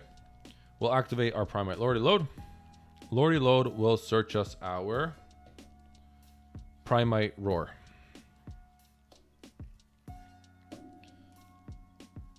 Keep this here. Actually, I'll just keep this here. Doesn't matter. And now that we have Primite Roar, we can activate Primite Roar. Let's throw this all out. Primite Roar summons our Dark Magician from the deck to the field. Now, because we activated a spell, we can have you run some Diabellstar lines. I have a few. It's not Magician of Chaos, not Illusion. It's not viable right now. Yeah, there's guys. I found my Chaos Angel, wicked. Like so, there's a line with Illusion of Chaos that makes it relatively decent. We can banish our Dark Magician to summon our Dark Magician of Destruction. Dark Magician of Destruction activates its effect. And here, what we can grab is we can grab our Gaze of Timaeus. If we want. Then what happens is Primite Lordy Load, we can call Dark Magician, summoning Dark Magician to the field. We can link these two off into your IP Masquerena. We'll set Gaze and pass our turn with 4 cards in hand. On our opponent's turn, we'll activate Gaze, shuffling back Demod to summon a Dragoon. Right? Here we have the Primite Roar Engrave. Primite Roar Engrave can banish itself is it banish itself? It banishes itself, right? Yeah. Banishes itself to stop a normal summon. Dragoon negate will negate whatever. And then IP Masquerena will activate its effect, linking itself and Dragoon into an SP Little Knight for an extra banish. And then we have an extra banish off SP. So off 1 Ether Barrel, we had 1, 2, 3, 4 interruptions with 3 cards in hand. And then if our opponent passes, we have follow up by Ether Barrel adding itself back in the standby phase. So to start our turn, we have 5 cards in hand, one of them being Ether Barrel, which can then set up our Drill Beam loop if we want it like that. Additionally, if we started with our Drill Beam loop, this can now pretty much help us enable us to this card can also help us enable doing the Gaze line to help beat our opponent, right? If we want to establish the Drill Beam line going first, and then using the Gaze of Timaeus, summon Dragoon on turn 3 to pop him on to push for game, essentially that way we can do that as well. So it's literally up to you. But that line was a little more common than most. There are a few lines, like Primite's relatively standard in terms of what it wants to do. There's also really awesome lines that what we can do with a card, like if we open Primite Lordy Load by itself. And what we can do here is we can activate Primite Lordy Load.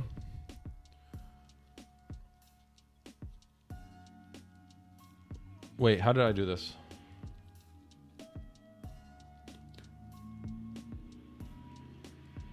Sorry. So there's multiple combos we could do if we open like Lordy Load and or Magician's Souls and or Magician's Rod that also get us into interesting lines of play. But I don't want to take too much time about Primite because Primite's very like self-sustaining. And Primite kind of works by itself in a sense while allowing Dark Magician to do its thing, right? So if you know the Dark Magician lines, you'll kind of know them with the Primite cards.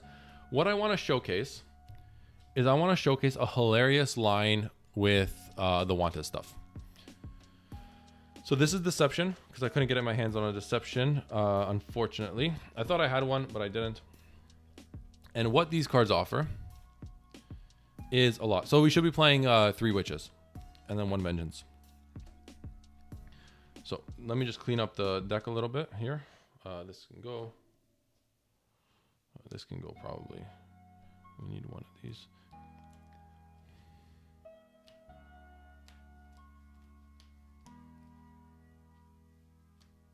I actually need that.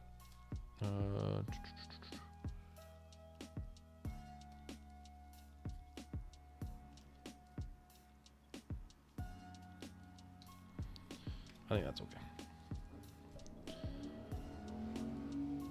And then let me get 1 card from my staple binder, because there's a line that I want.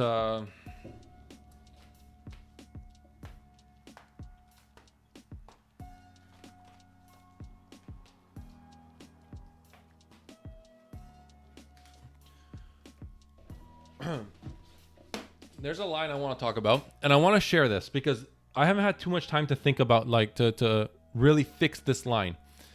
But I think this shit is crazy. We could secret village lock our opponent with Diabellstar and 2 discards. And it's 2 relatively generic discards, and I'll explain why that is in a second. So this line is very interesting, and I want to figure out a way, if you, the viewers, can streamline this for me. If you can add it at me on Discord, if you find a way to play through this. But this is actually some crazy shenanigans that I thought about, and I want people's opinions on it. The idea is if you open, so for context, this is Diabellstar, right? And why is this important? So, because of how Wanted works, this is deck building. This is a theory I have with deck building. This is why. Okay, sorry. Backtrack.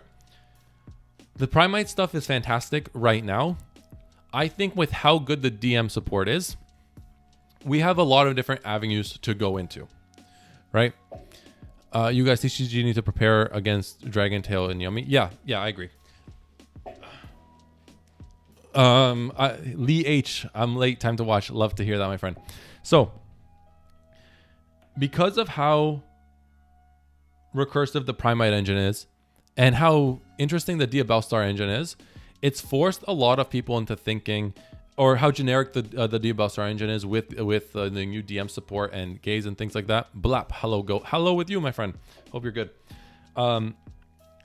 People immediately gravitated towards this engine and what it could facilitate for DM. Yes, this is going to be new support.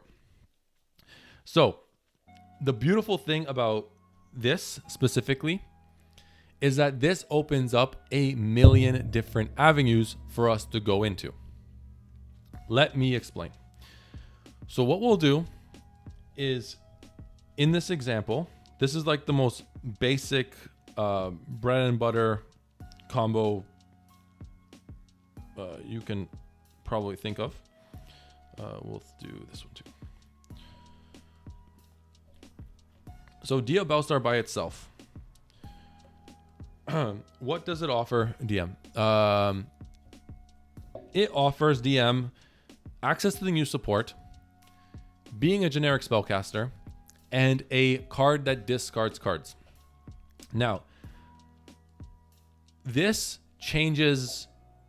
To think about this engine, I think what we are thinking about is we're thinking about just what this card offers by itself, or just what Wanted offers by itself.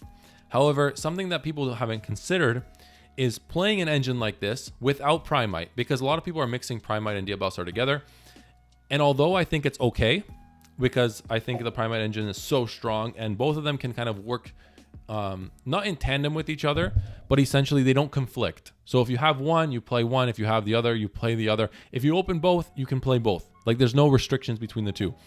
The reason why I don't want to play the Primite engine is because of a card like Dominus Impulse. Dominus Impulse is so unbelievably strong as a hand trap.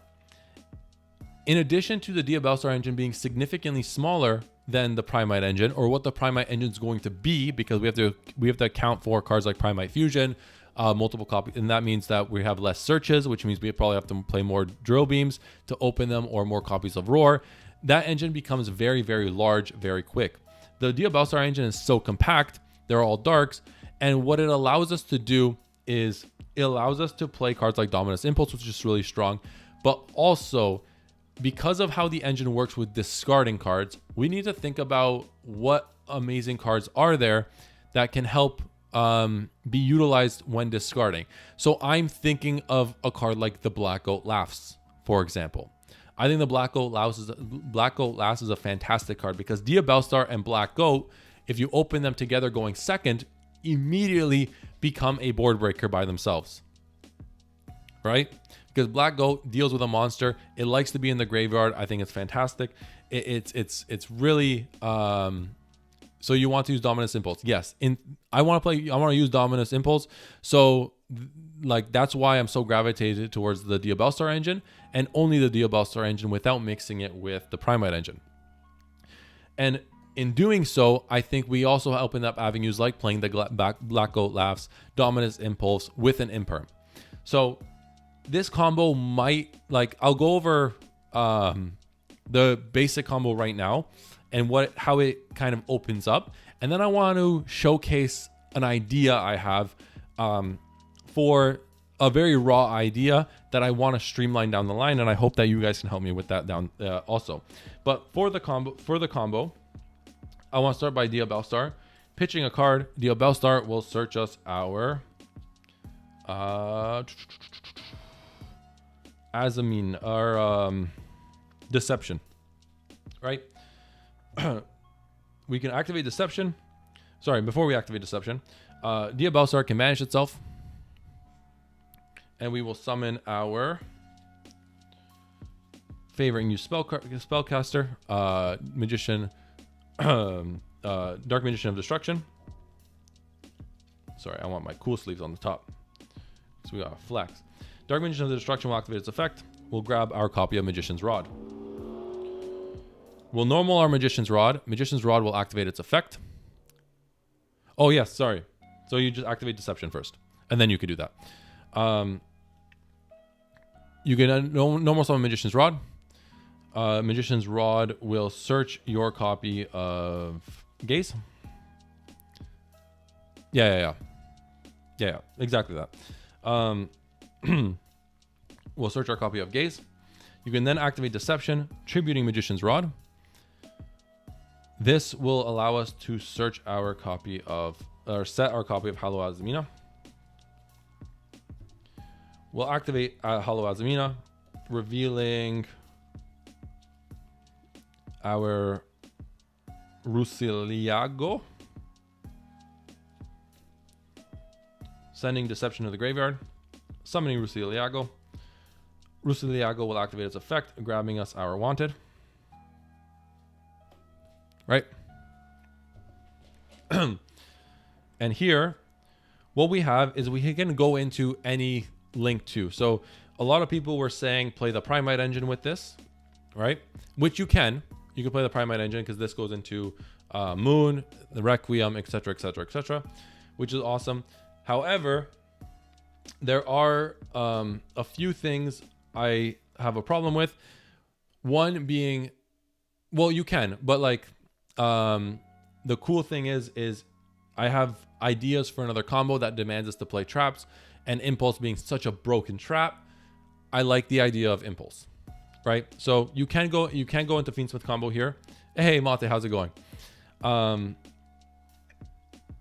can go into Fiendsmith combo here, but for just the context of playing something generic, we'll play our IP Masquerena. This can be anything though. This can be even like something like Cross Sheep would be cool too, if you want to link climb like that. So we could, but Cross Sheep also I think plays against Impulse because it's an Earth. So yeah, we'll just play IP for now and go from there.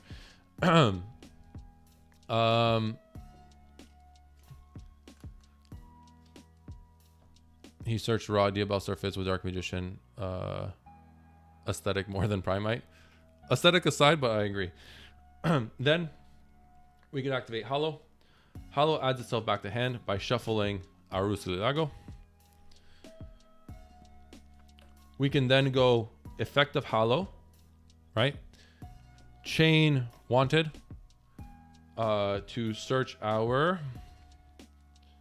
another Diabellstar if we want. I guess it doesn't matter. And then Hollow will send Sinful Spoils of Doom, summoning your Silva. Right? The cool thing here is we can get bodies on board. We could, if we had another extender, for example, we open Magician's Souls, we don't need the Magician's Rod because we can do something like, sorry, no. I'm correct. I'm apologies. My apologies. This was supposed to be a Soul Servant.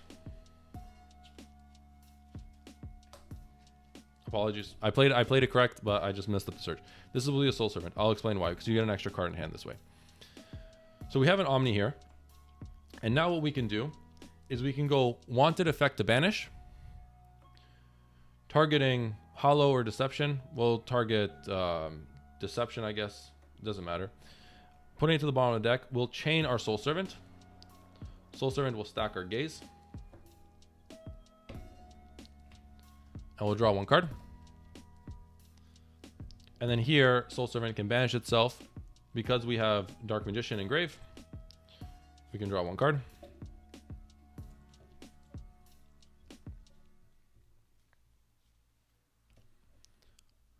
And then we can, now we have 6 cards in hand essentially, and we'll set our Gaze, pass turn to our opponent.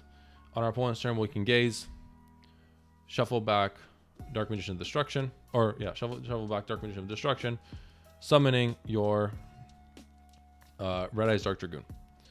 So off one card, we have 5 cards in hand, one being Diabellstar. We have an Omni, we have another Omni, and we have IP into SP, or full Fiendsmith combo if we want to go that route, which is really interesting. You could, whatever, you could, yeah, it doesn't matter. I don't think you can either, but you target one of them and you shuffle it back and then off you go. I've been playing Primite DM so long, I haven't really had time for Diabellstar stuff since Snake Eyes days. This looks pretty consistent, like the Shining Sark plays. I'll go into Shining Sark shortly. I want to talk about that as well.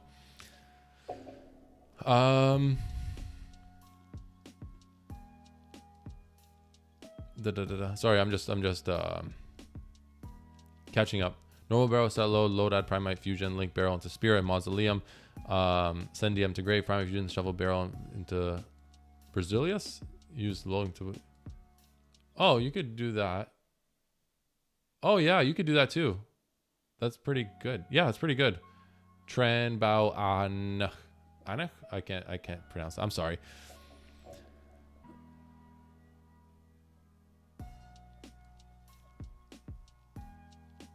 I think we need to go the idea of 2 Omnis and IP. Normally, yes, but it's 2 Omnis, IP, and 4 cards in hand. So if these cards are hand traps, that's additional layers of interruptions as well. And the beautiful thing about this, more than anything, is it's very it's insulated from a lot of hand traps in the sense that if you, depending on where you get hand trapped, you can pivot relatively comfortably depending on what your end board looks like. If you get drolled, you can pivot. If you get ashed, you could pivot. Impermed, you can pivot. Like it has a lot of flexibility in kind of what you want to do.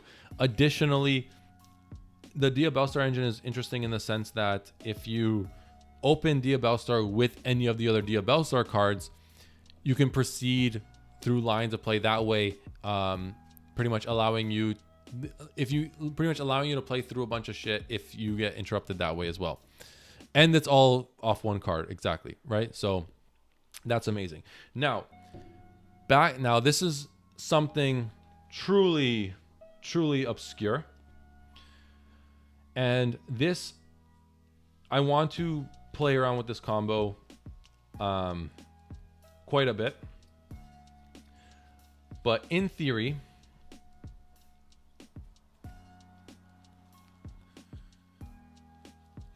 do I have imperm here? I don't have imperm here. Where's my imperms? Whatever, this isn't my imperm, or your other head up. So this is going to seem very awkward, and I admit this. But if, back to my point, we end up playing, for example, back to my point, if we end up playing a lot of traps, and this line also allows us to play Eternal Soul. Now, whether or not Eternal Soul is good or bad, I don't know. But like, this is something that I've been thinking about, and I need everyone right now to like really pay attention to this, because it's like, I'm going to be trying to revise this line because I think there's a lot of potential in this line, and I really want you guys to help me out with this. So this is essentially Diabellstar and 2 discards, right? The discards have to be a monster and a trap, which if we play, for example, your Impulse, Eternal Soul, 3 Imperms, 3 Black Goat Laughs potentially, if you get interrupted if you have, for example, open this with Black Goat Laughs and you get interrupted, it's great because Black Goat Laughs now acts as an interruption, okay? Or if you open Eternal Soul, it's like a free discard, whatever. So we are playing enough traps to facilitate this line relatively consistently. And any monster, we have a bunch of... it does, but Machi's theory of keeping it purely for Dominus Impulse would turn off the White Forest entirely. Yeah, pretty much that. Dominus is such a strong card like that, though. That's why it's so freaking crazy. So, like I said, we need a monster and a trap. However, I think this is like some pretty giga brain stuff. It does lose to a little bit of hand traps, which is unfortunate. But like I said, the deck allows you to pivot relatively comfortably. What we'll do is we'll start off by summoning Diabellstar by pitching your trap. Okay? Whatever trap you have in hand. If you get interrupted here and you pitch Black Goat Laughs, it's not the end of the world. If, for example, you went first, you can discard an Imperm, Impulse, if you open Eternal Soul, whatever. Or if, like, for example, you went first, you have a Molchummy, the monster in hand is not the end of the world, right? So if you play, like, I think with something like this, we can play also a lot of Molchummies or just Fularos, for example. And that allows us to pretty much whatever is gone to. Well, yeah, you know what I mean. But like the idea is we'll think about the deck building idea. But like you open up a hand trap, any trap, whatever. You summon Diabellstar by pitching your trap. Diabellstar activates its effect. We'll grab your copy of Deception. Right? You will activate your Deception. Deception will activate its effect, sending your hand trap or your monster from hand to grave, allowing you to grab your Hollow Azamina. Hollow Azamina activates. We'll pitch your Deception into a Rusiliago. Okay. Rusiliago will activate its effect. It will grab you your Diabellstar Vengeance. Now here, what you do is, because you have a spell and a trap, you can banish these two. Right? Am I correct?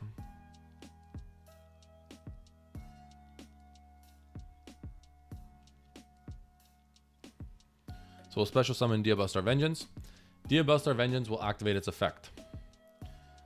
This allows us to summon our Poplar of the White Forest. We don't activate any effect just yet. We could also summon her as well, but we don't really care for that just yet. So we'll summon Poplar. Okay. Here, excuse me. We can link off this with whatever, right? Oh yeah, search wanted off Rusiliago. Wait, how did I get this in hand? Oh yeah, it was wanted. Sorry, I skipped a step. This Rusiliago search is wanted. Wait, what the hell did I do? I skipped a step, didn't I? Hold on. I skipped a step. Apologies. So this is where we are, right? We go Hollow Effect, shuffling this back, eyeing this back to hand. Then we go activate Hollow, chain Sinful Spoils, grab this. Hollow Azamina sends this. Yeah, you're right. Sorry, apologies.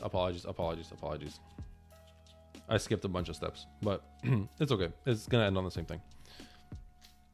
Summon Silva. Right? Now that we have our trap and a spell engrave, we can banish these two. Summon him. He will summon our Poplar. Okay. Now we can banish our Witch. Witch will summon our Demod. Demod will activate its effect, grabbing Magician's Rod. Magician's Rod will normal summon, grabbing your Soul Servant. Wanted, banish, targeting Deception, chain Soul Servant, stacking your Magician's Salvation.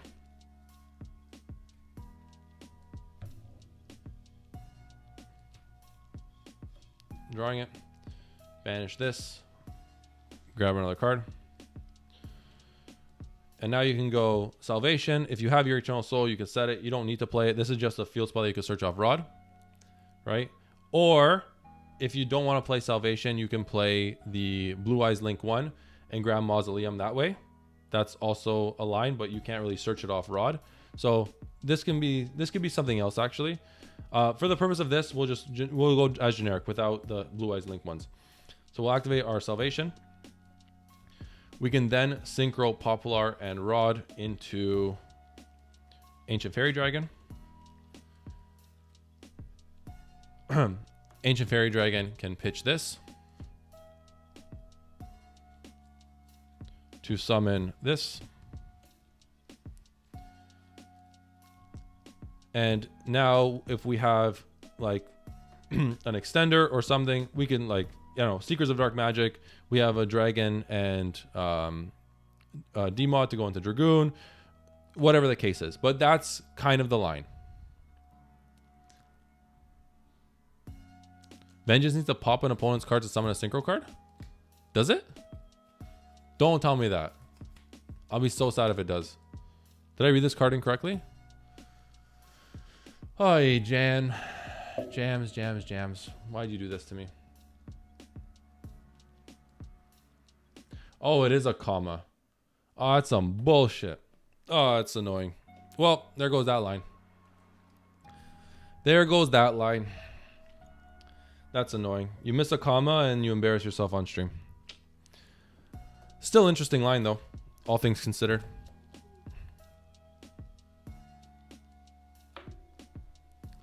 Yeah, rip that line. For real. Oh, that's annoying. I missed the comma. But it was still interesting, to say the least.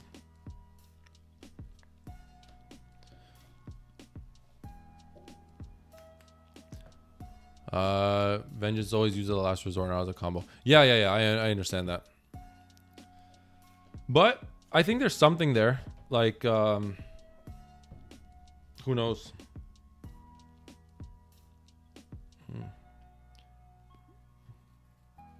Yeah. It's a concept. It's a concept for sure, right? We could. It's definitely something that we can do. Even like if we find a way to turbo this, go and actually reach a similar resort. Yeah, I think because we were talking about it for a little bit. Similar to something like this. If we have access to this, if we open it with a card like Magician Souls, this gets us into AFD as well, right? Which is interesting. We could also just play White Forest, but then if we're playing White Forest, I think it turns off a lot of interesting lines, which is something. But I mean, it's an idea. Yeah, you could play. There's some lines you could play. There's so many lines you could play for sure.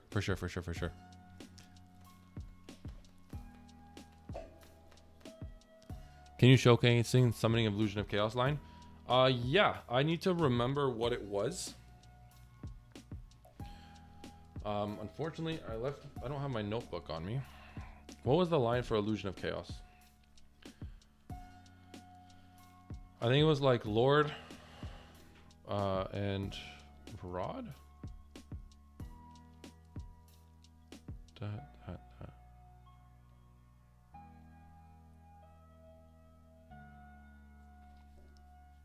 I think it was like Lord, Rod, and or Soul Servant.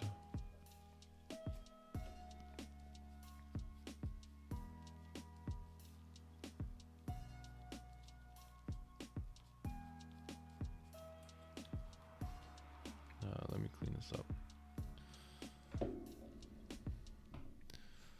It was that goes there.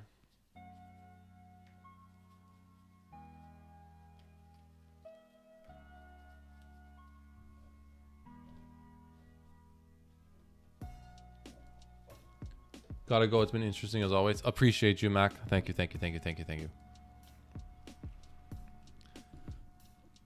I believe this is the line. Or it's Lord and Rod, or Barrel and Servant. I'm not too sure. I don't remember correctly.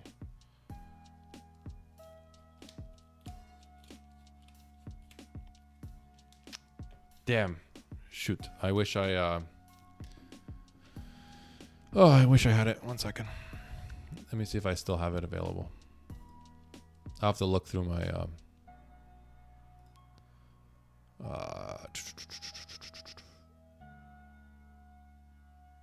we're gonna cook later? Of course we are. I do have family coming over in a bit, so the stream might end relatively abruptly. I hope that won't be the case though. Okay. Why does this look so weird? Let me try to remember what the line was. Something like Lordy Load. Searching.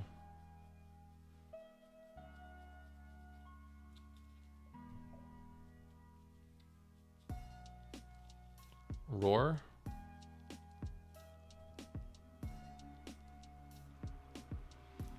You go Roar. Assuming you have these cards are okay. You go Roar, summon DM.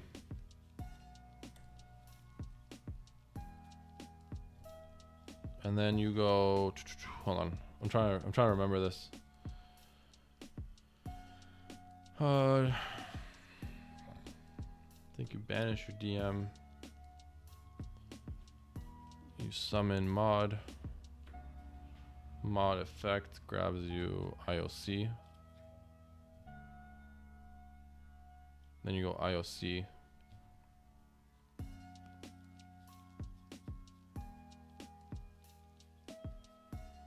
Searching rod.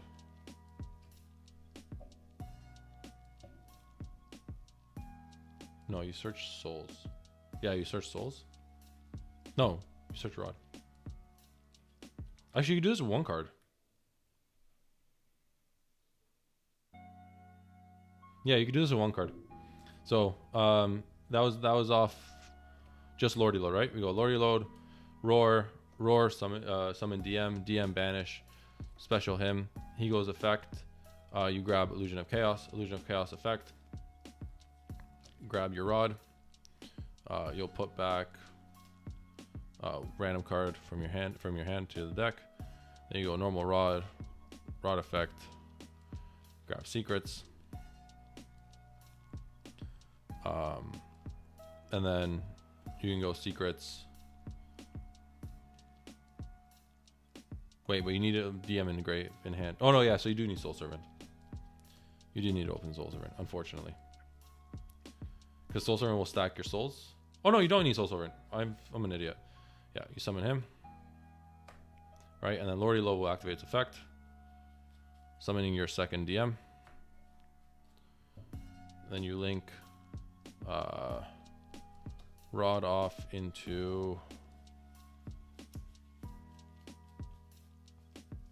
your Spirit.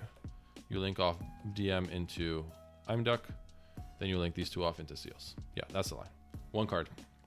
Lordy Load is a one card IOC and Seals. Yeah. So you have a Seals bounce and you have a Illusion of Chaos bounce back to hand, summon DM. So like this is interesting if you open like Drill Beam, for example. Right? And you have the Primite Roar. So off one card, off one Lord, you have I forget how many cards we had in hand. Doesn't matter. Off one Primite Lordy Load, you have Illusion of Chaos, right? Bounce it back to hand to negate a monster. You have Primite Roar to banish a normal summon, and then you have Seals effect to bounce a card. Summon Fallen of Abaz. Fallen of Abaz will fuse with anything, for example, into your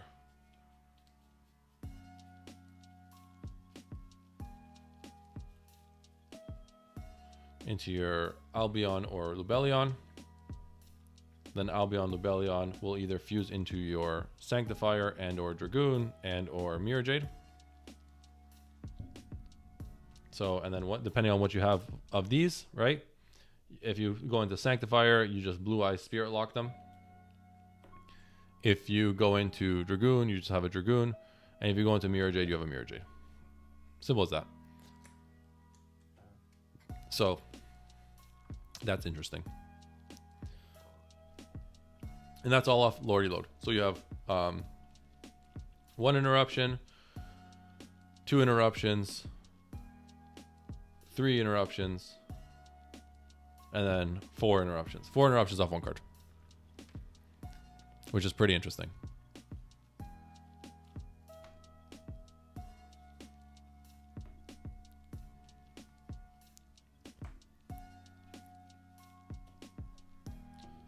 Yeah. So to do that one more time cleanly,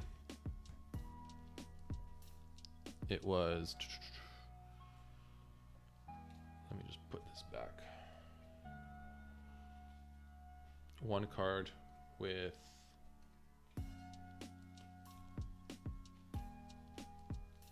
let's say 1, 2, 3, 4 in hand.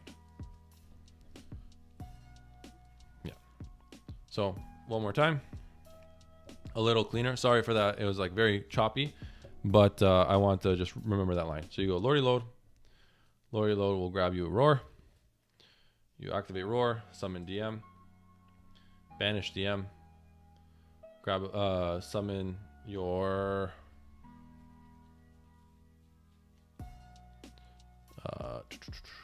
DMod. DMod will search Illusion of Chaos. Illusion of Chaos will activate its effect, searching you Magician's Rod, putting one back.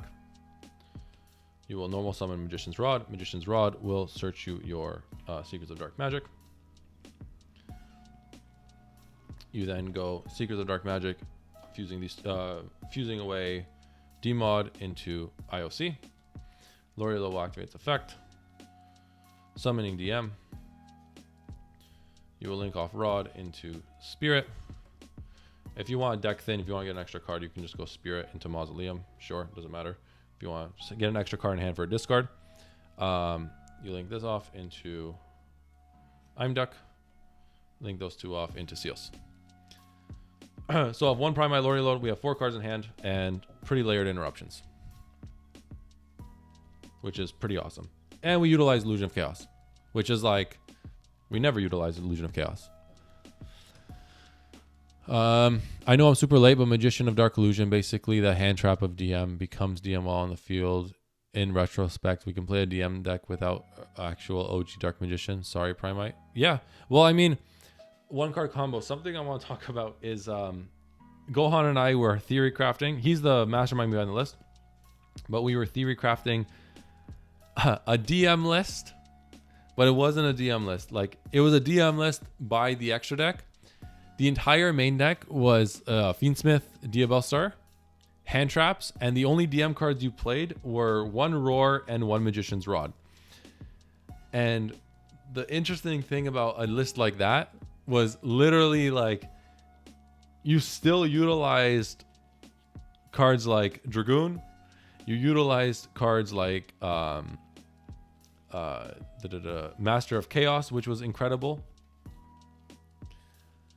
And you pretty much like did this on top of a bunch of like different layers. You also utilized cards like the Dark Magicians, and it's a very, very interesting list.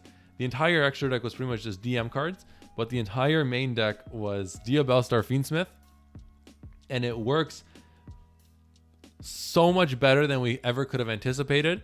And it like genuinely upset us a little bit because of how good it worked. It was just a quick theory, and it worked exceptionally well.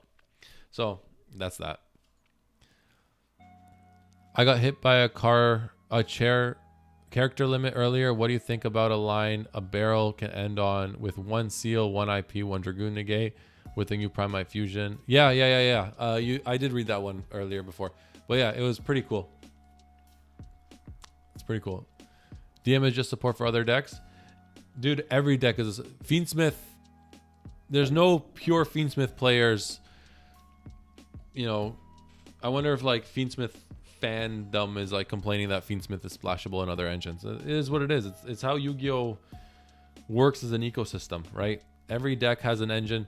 You know, I don't think branded players were pissed off that we were using the branded engine, or branded players were pissed off that branded was being used in voiceless voice for a while. Like, it's just how Yu-Gi-Oh is as an ecosystem, right? Different decks use different engines, and the beautiful thing about Yu-Gi-Oh, I think, is that, you know, when you find these niche synergies between multiple engines, it creates like beautiful end boards and you know, things like that. Like, look at Blue Eye. We utilize the Blue Eyes cards. We literally utilize a small Blue Eyes engine to facilitate some of our lines, and it's really interesting, right? It's for me, that's what makes Yu-Gi-Oh really.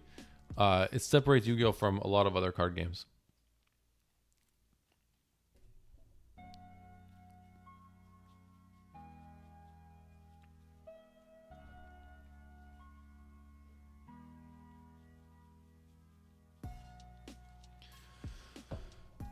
Chat, pray for me. I got finals tomorrow. Sky 8, I really pray for you. I hope you kill your finals. I hope you do unbelievably well. You deserve it. Study hard, and you'll do perfectly fine. Anyways, I think that's it, right? Did we get one branded player upset at me for branded DM? Really? That's unreal. Don't worry. A lot of DM players are upset with me too, but it is what it is. Anyways, I think that's I'll wrap it up there. Yeah. I'll have another stream. I have a bunch more ideas, but I've rambled on. I rambled on for way too long. I have a few more Diabellstar lines I want to go over. I have a few more Primite lines I want to go over. And a few really interesting one test hand before I go. Sure. We could do that. We could do a test hand. Yeah, I'll do a test hand. Let me just quickly throw together a list. 1, 2, 3, 4, 5, 6, 7, 8, 9, 10, 11, 12, 13, 14, 15, 16, 17, 18, 19, 20, 21, 22, 23, 24, 25, 26, 27, 28.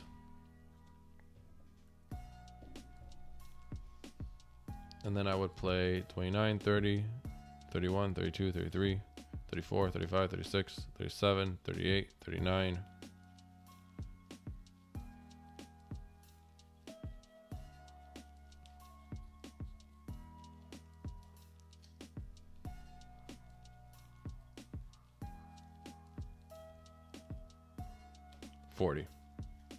Just for memes.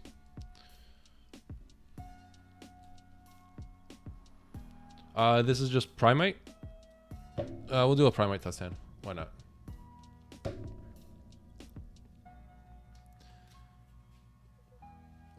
Matchy YG, will you ever stream yourself playing DM on Master Duel?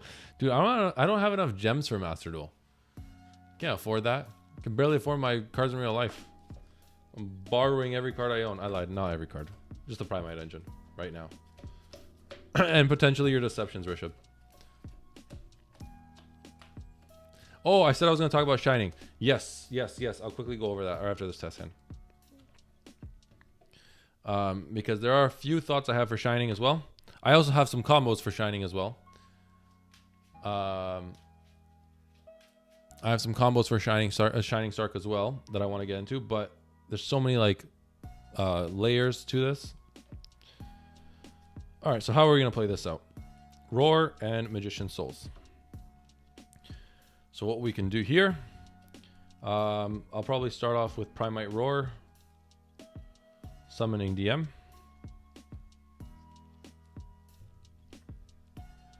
And then I will go thinking. We can go Magician Soul. Yeah, we'll banish DM. Summoning Demon. Pepsi Diet, Coke. Pepsi Diet or Coke Diet, be honest. Pepsi, 10 out of 10 times. Coke is overrated. Coca-Cola is overrated. Actually, Coke is also... I've never done Coke. Never done Coke. It's bad for you. Demon. I just didn't know how to word that. And then I already dug myself into a hole, and then I was like, oh, well, I'm fucked. Thoughts on Foolish Burial of Goods after the new support? So, thank you. Not out of context. So, thank you for bringing that up.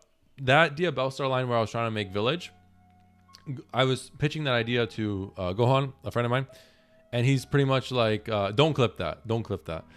I'm going to lose my fucking YouTube credentials.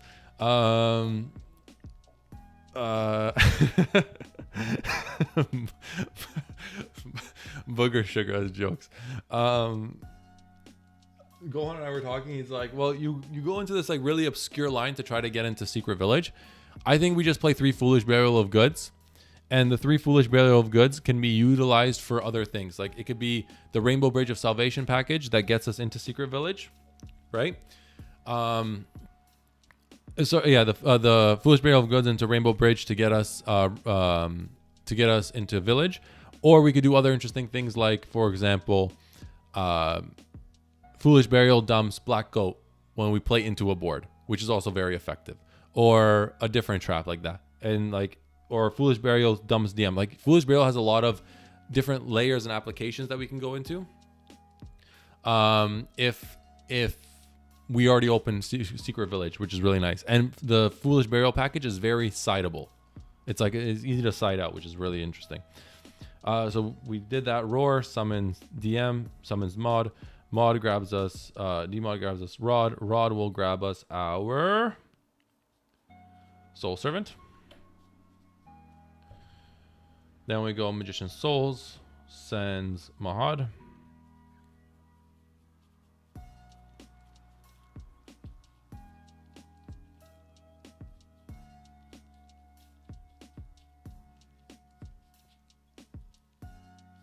Where is my Mahad? That's embarrassing.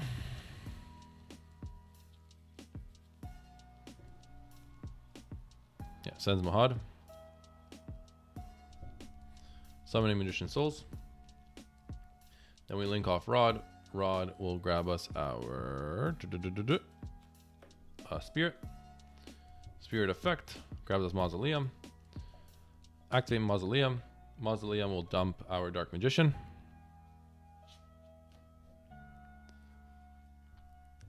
Then we can go Magician Souls, send Mausoleum, chain Soul Servant. We will chain Soul Servant and stack our... Let's stack our Secrets of Dark Magic. And I'll explain why. So we'll draw our one card. Then what we can do is we can link off Souls into a second Spirit. Then two Spirits link off into Seals. And we'll set one card. If we want to extend further, we can. Because like if we want to keep, because we open Veiler, if we want before all this, we can utilize the extra normal summon of Mausoleum to summon Veiler as well. And then these two can link off into IP if we want. Right? But you know, it is what it is. Chain Nib response. I eat your nib. I fold it in half and I eat it. Like here, I'm not playing through any hand traps, but like you'd probably want to play a little more optimally than this.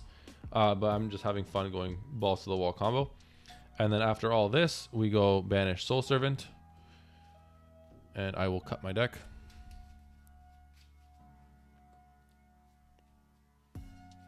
Draw two cards. That's pretty broken. And we pass turn to our opponent.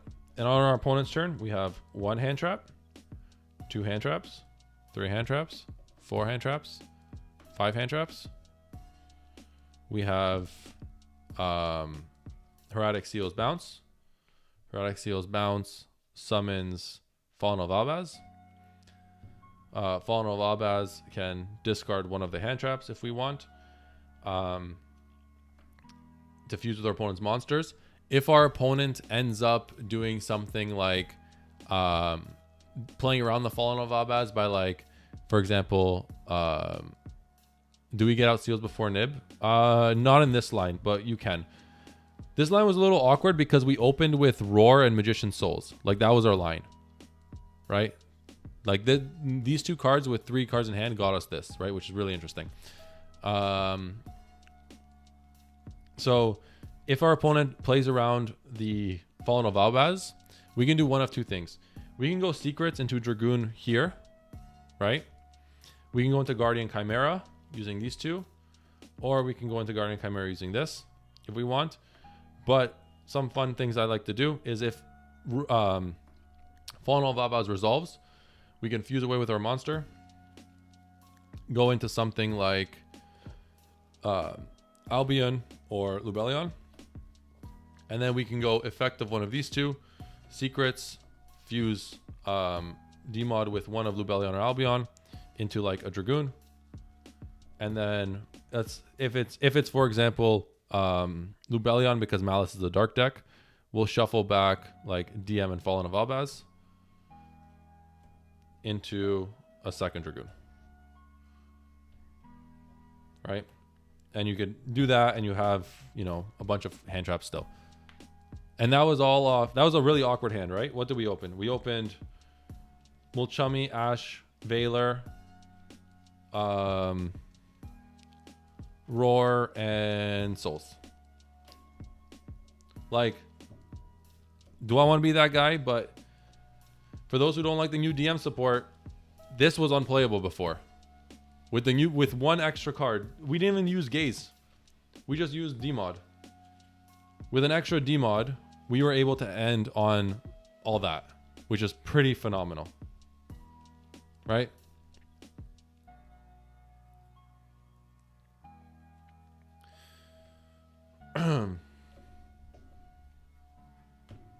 Yeah. There's one more thing I want to... Oh yeah, Shining Sark stuff. So the Shining Sark stuff, before ending the stream, I'll go into quickly the Shining Sarks. I have some combos I want to go over for the Shining Sark stuff, but I'll save those. I'll tease those for a new stream. For the Shining Sark stuff, what I want to talk about is I want to talk about how people are theorizing with these cards when it comes to DM.